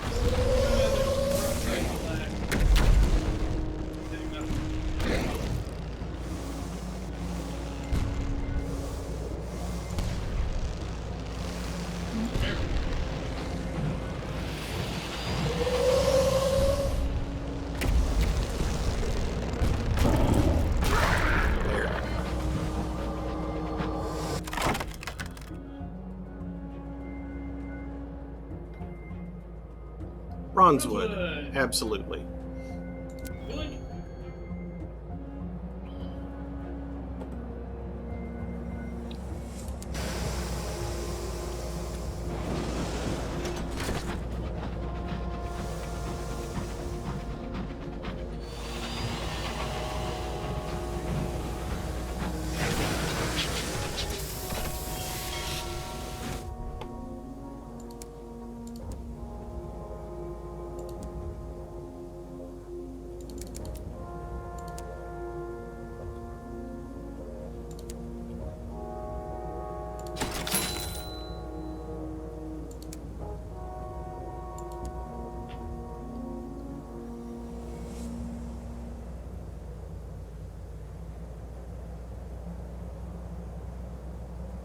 Huh. The last day, the horn blares. The factory doors creak open. The work-worlders lucky enough to have reached the end of their service blink in the light of freedom. They were young when they first arrived. Now their skin is calloused and wrinkled, aged not only by hard labor, but the slow-burning light of the clockwork sun.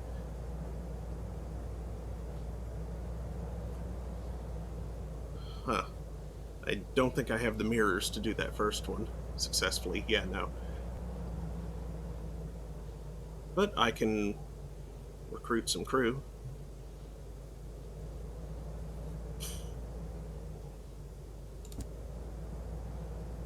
Yep. The now elderly crew shuffle aboard, almost relieved to be given orders. Their bones are brittle, but they will work hard. Working hard is all that they've known in their lifetimes under the lash.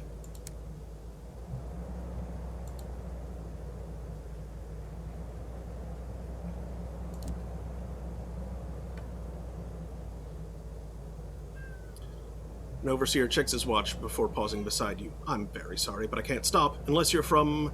No, you aren't in uniform. Sorry, I can't dawdle. I'm only 20, and look at me. He does not look 20. I can't afford to risk demotion.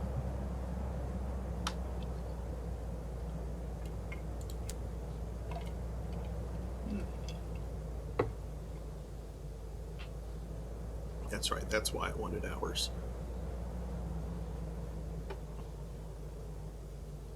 You know, I still have some savage secrets, and there was something that I could do with literature. Meow.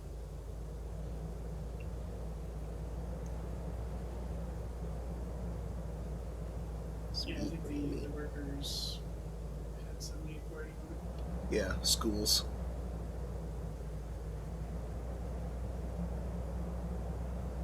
Weenie, weenie, weenie.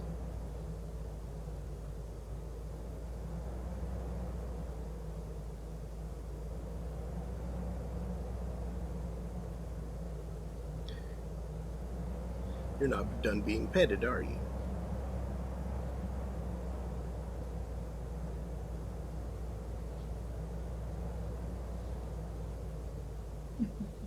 Hey, cuddle up.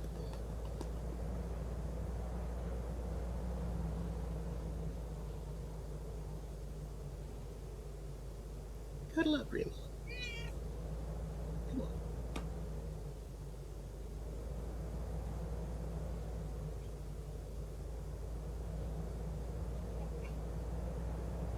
Scruff. Scruff. Yeah.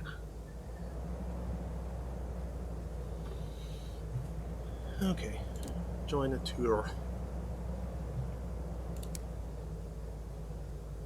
See a carriage clock.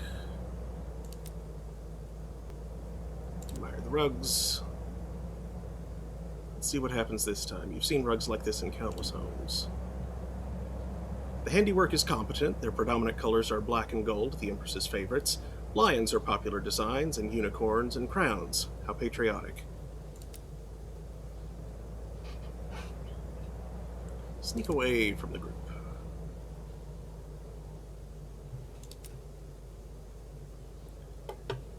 Write a port report.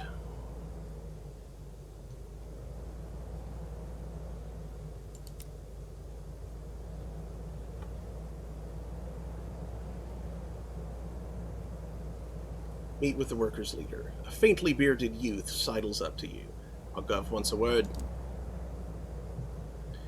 The youth ushers you past his exhausted peers into a 2-story brick house. Its doorway is lit with a red lamp.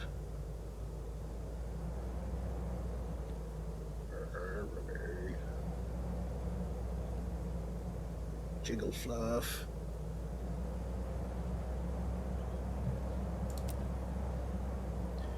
A wiry, ginger-haired man grins at you over a desk littered with documents. Some are crisscrossed with scrawled notes, others are pristine and freshly inked. The faintly bearded youth has a beatific smile. Our leader, the reverberant activist, saw your work. He said you might be able to help. This voice, I'm turning into Hans the Bull Man.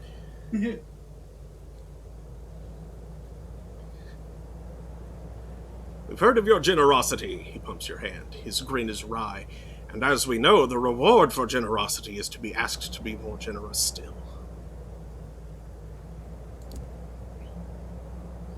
You have seen the conditions here. This is the lot of the unfortunate, not the deserving. Brabazon is at peace. Workers respect their lot in life, but they shouldn't. I want you to help us fight back and secure better conditions for everyone who is sent here. He pats the faintly bearded youth on the back. We have the will and the strength, but lack something you have in abundance. Freedom. We need provisions and materials. We need someone who can smuggle them in. One of the overseers in the bit between believes in the cause. He describes the overseer to you. They will help you in and out.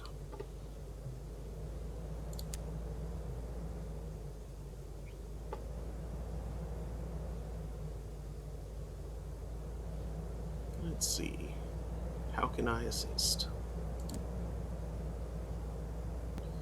Some of the workers at Brabazon are fighting for better conditions and require materials from off-world to aid their efforts.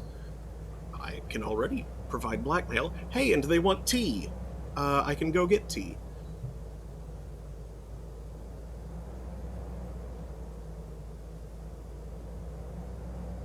We need tea. It's as good as currency, says the reverberant activist.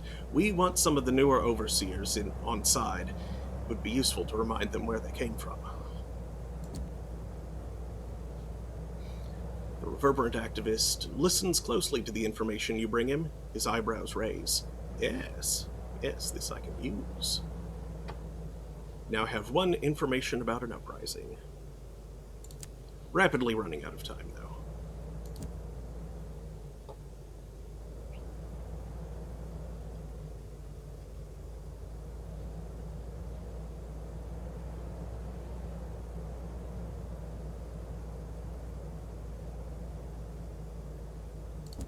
Turn to the back streets. Oof. The leader is immersed in his maps and plans when you leave. The faintly bearded youth seems unsure if he should stay or escort you out.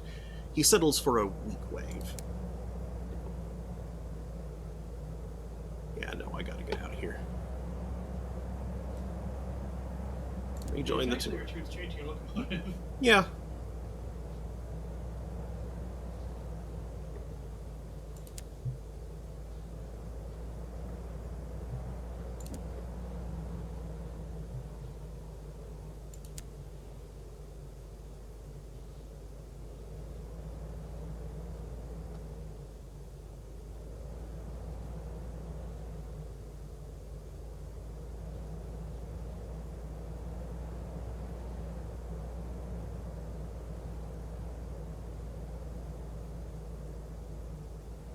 Okay, so I'll want tea next time I come here.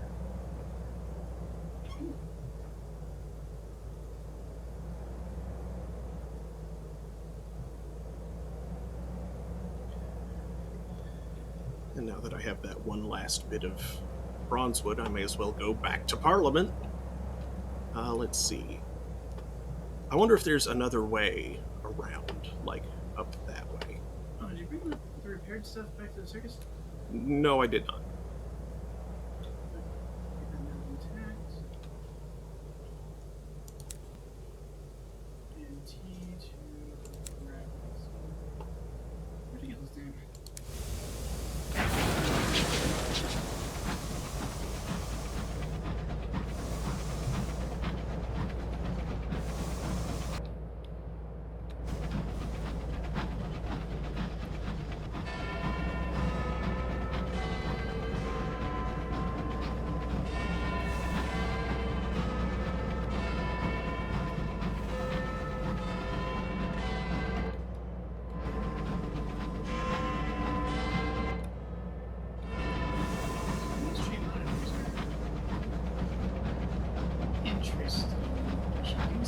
I'd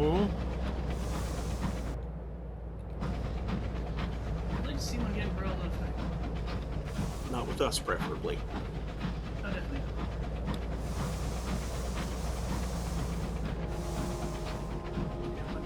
Those, they seem to have special guns.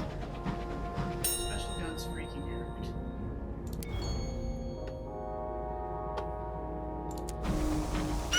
And of course.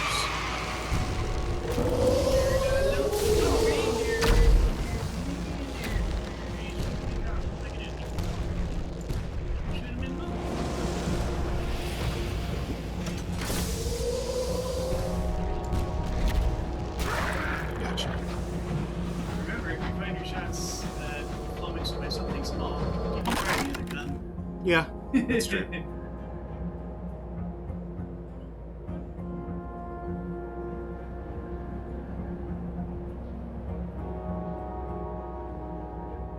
you need more bronzer?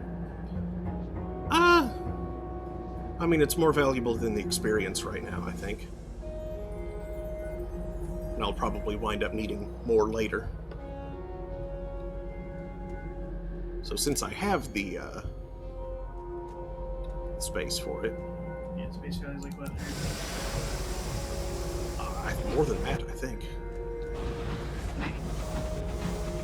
I think it was 175 to purchase Nice. at the places that sell it. Got 69 experience for discovering this. Of course. Nope. Damn it. Oh, come on.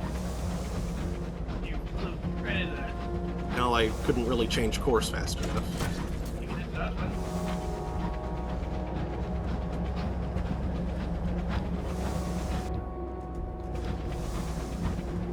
What the heck was this? Looks like a saw blade. It does look like a saw blade. Is that why the Parliament Tower is broken?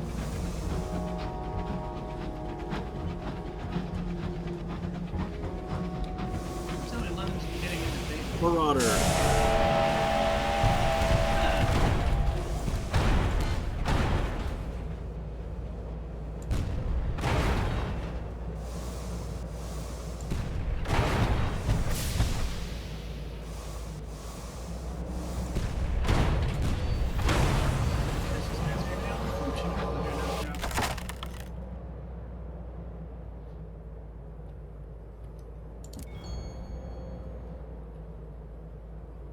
Unseasoned hours. Not what I was expecting. The captain's cabin is decorated with grisly trophies, plates of cantankerous carapace, mangled engine nameplates, the severed head of a treasured rival. A scuffed safe concealed under the bed holds a careful ration of hours. The captain's surety for her old age. No use to her now.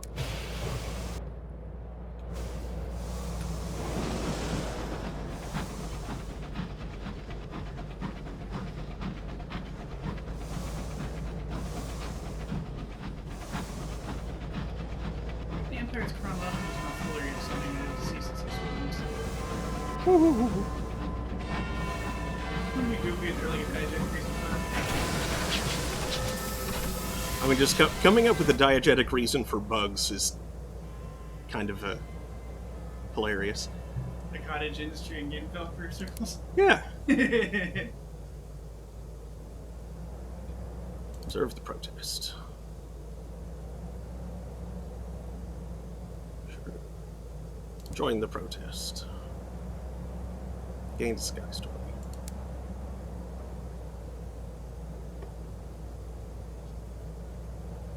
Only MPs are allowed through this entrance, but I'm not. aren't you a... No, Oh. I just stand for election.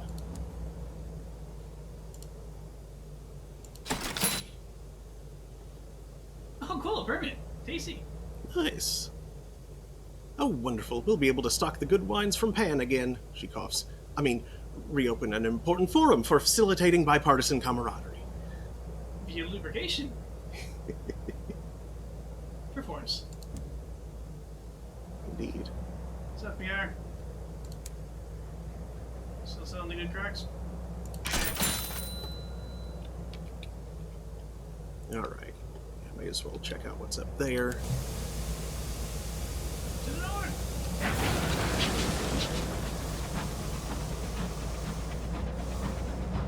I find it weird they call it north.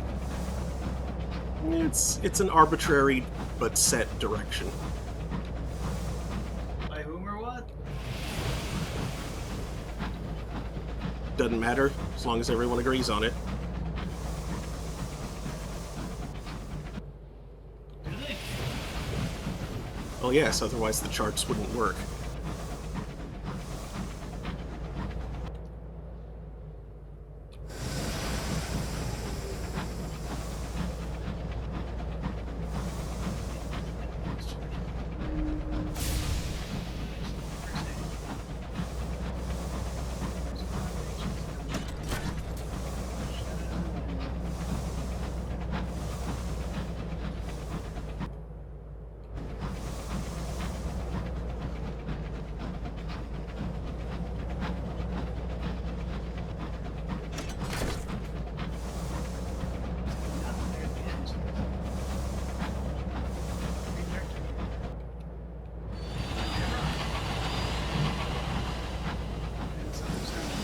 Nope.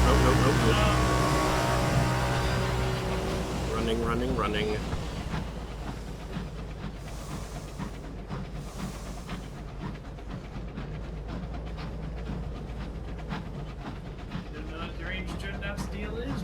bit too hard to be worth fighting right now. Mm-hmm. Outbreak of the heart sickness. You know what? I have supplies. Let's get rid of a little terror. Break out the fiddles! String up the brandy! I'll hang the booze in effigy!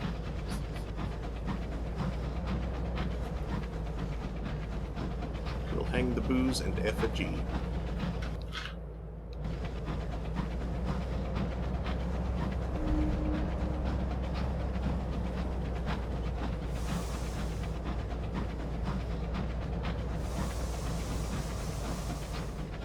Good man, drop some terror, would you? He says no. Computer says no.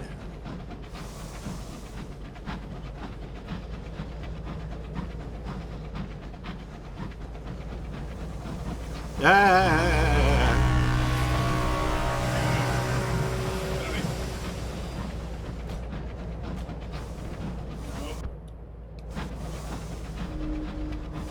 Shoot.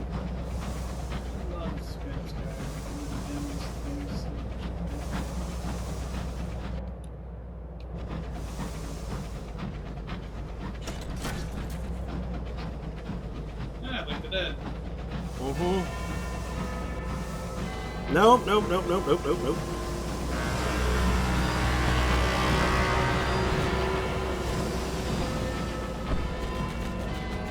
Ah!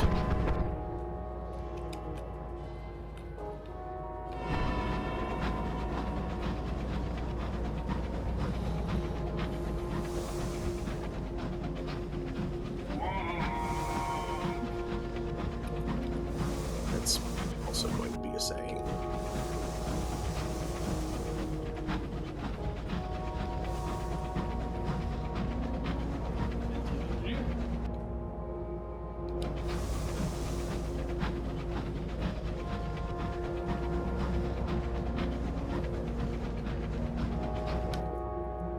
Invective Engineering Company.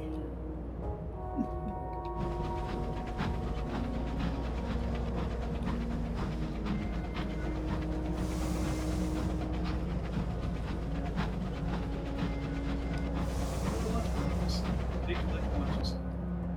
Mm-hmm.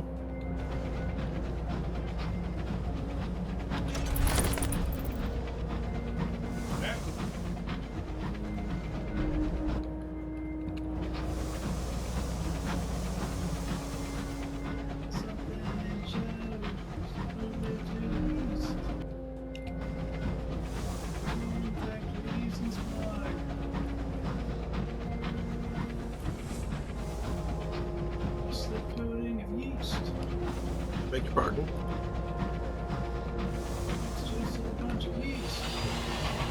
Yeah, that also needs to say.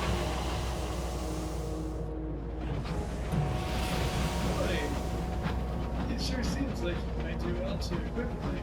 Yeah, it does. That's one of the reasons I'm heading back to London.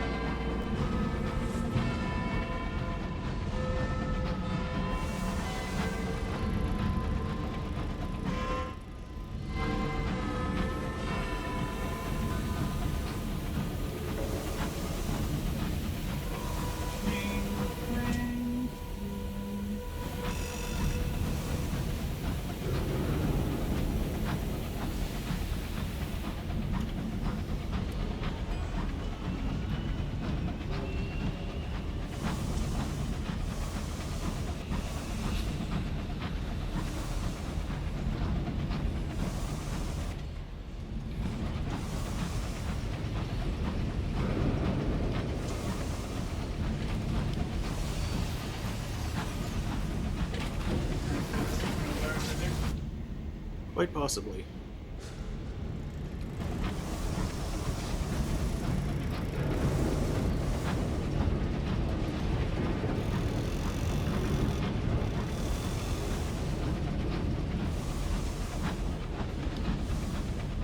I do not think the smoke is good for the lungs, you people.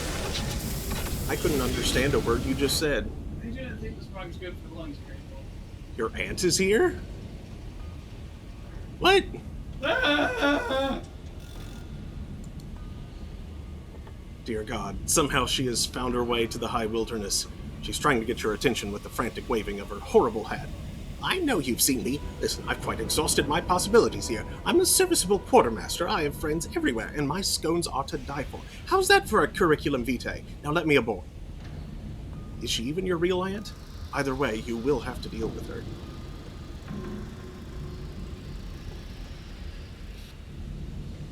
Filial piety demands as much, and she does make a damn fine scone. Sure. Why not? You guys recruit her later, then you will risk her wrath. Oh boy. She smiles with Convenient aunt. She smiles with sincere delight. Here, take my bag. Her bag is very heavy. And my hat. Her hat is also very heavy. Your crew are alarmed when she boards your engine. Their alarm only increases when she begins to pass comment. After a thorough survey of your locomotive, she graces you with a smile. There's work to be done. She has extracted gossip from you before she is even boarded. This woman is skilled. As your terror didn't go up.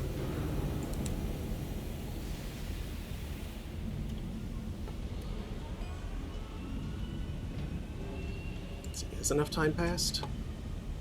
No. How about for you? How much time has passed?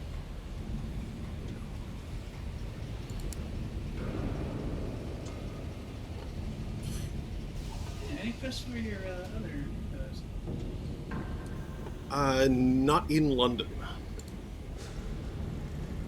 Well, this guy, but it needs immaculate souls, which I don't have. They're cool. Did they have business in London? And they've done that now, which is nice. That was like talking with them or something. Yeah. Like, first we should do the thing we're doing. Mm-hmm. Oh wait, first.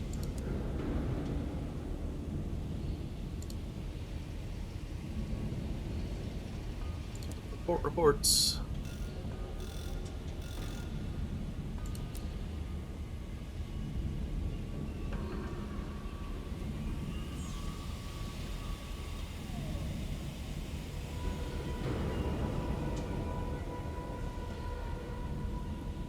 Depart for now.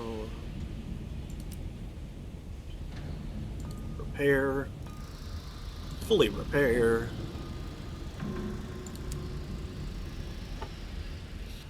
Shops. Bank. I want to have those on hand. Some of those as well. Let's see, it was tea that I also needed for something. What was it that cost tea again? Amazon. Yeah, that's right. Supplies for the dudes.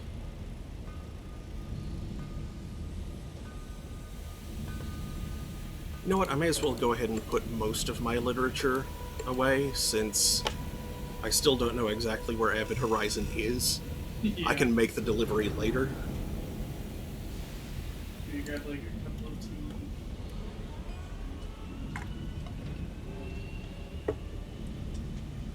And let's see, I don't think I really need butchery in Albion, which is unfortunate because that drops my storage a little bit, but it should still be large enough to suffice. Also, I no longer need things like hours to get me into the work world.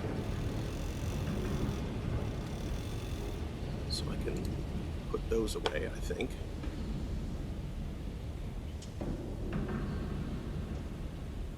And yeah.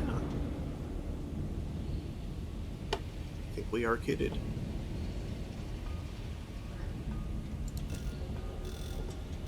Crockery for the macabre counselor. Most serene mausoleum are notorious for their sepulchral decor and clinical dissection of political events. She insists on appropriately somber tableware to accompany them, and if a single saucer is chipped, she replaces the entire set. Her staff require 3 sets of nostalgic crockery in case of future breakages. The mausoleum lies to the east-northeast of London. Can go ahead and take that. Crockery is a lot easier to find around here. Yep, you can actually buy it. Mm-hmm.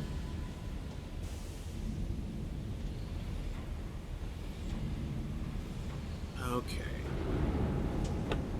It's probably about time, isn't it? Yes, it's looking for it. Yeah, it is. So, would you open the desk, please? Thank you for watching, folks. We'll be continuing with this in another week, next Thursday, but before then, I might be back tomorrow afternoon. My sleep schedule's starting to go a little wonky again, but it's not fully off track yet. So I might be around. I'll be starting something new since I finished an ascension in Congratulations. Cultist Simulator. Cultist Simulator yesterday. I see you've been using Guardian Forces. Yes, always.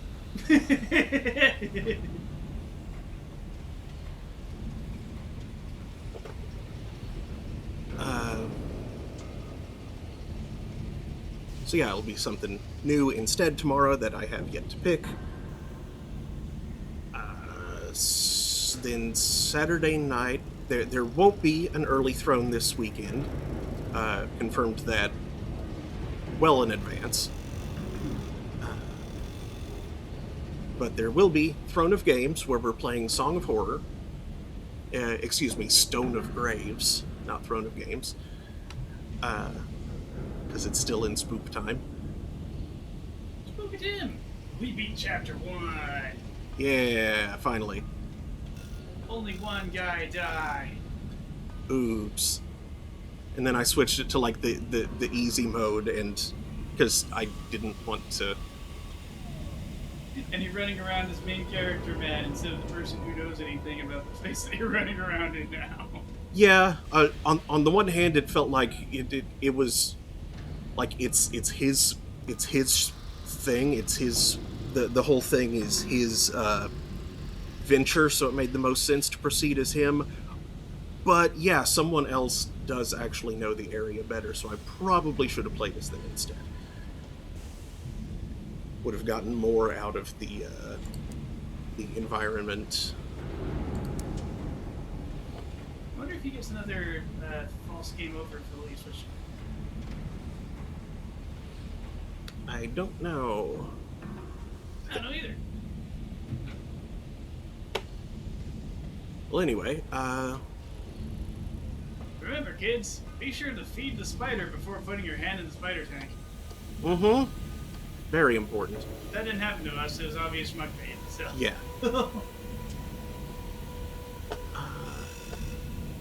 Thank you again. Let's see who's around to raid.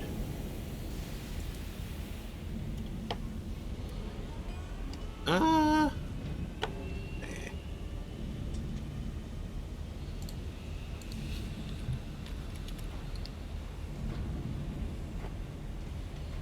Is there anybody who I'm not following, but I should be?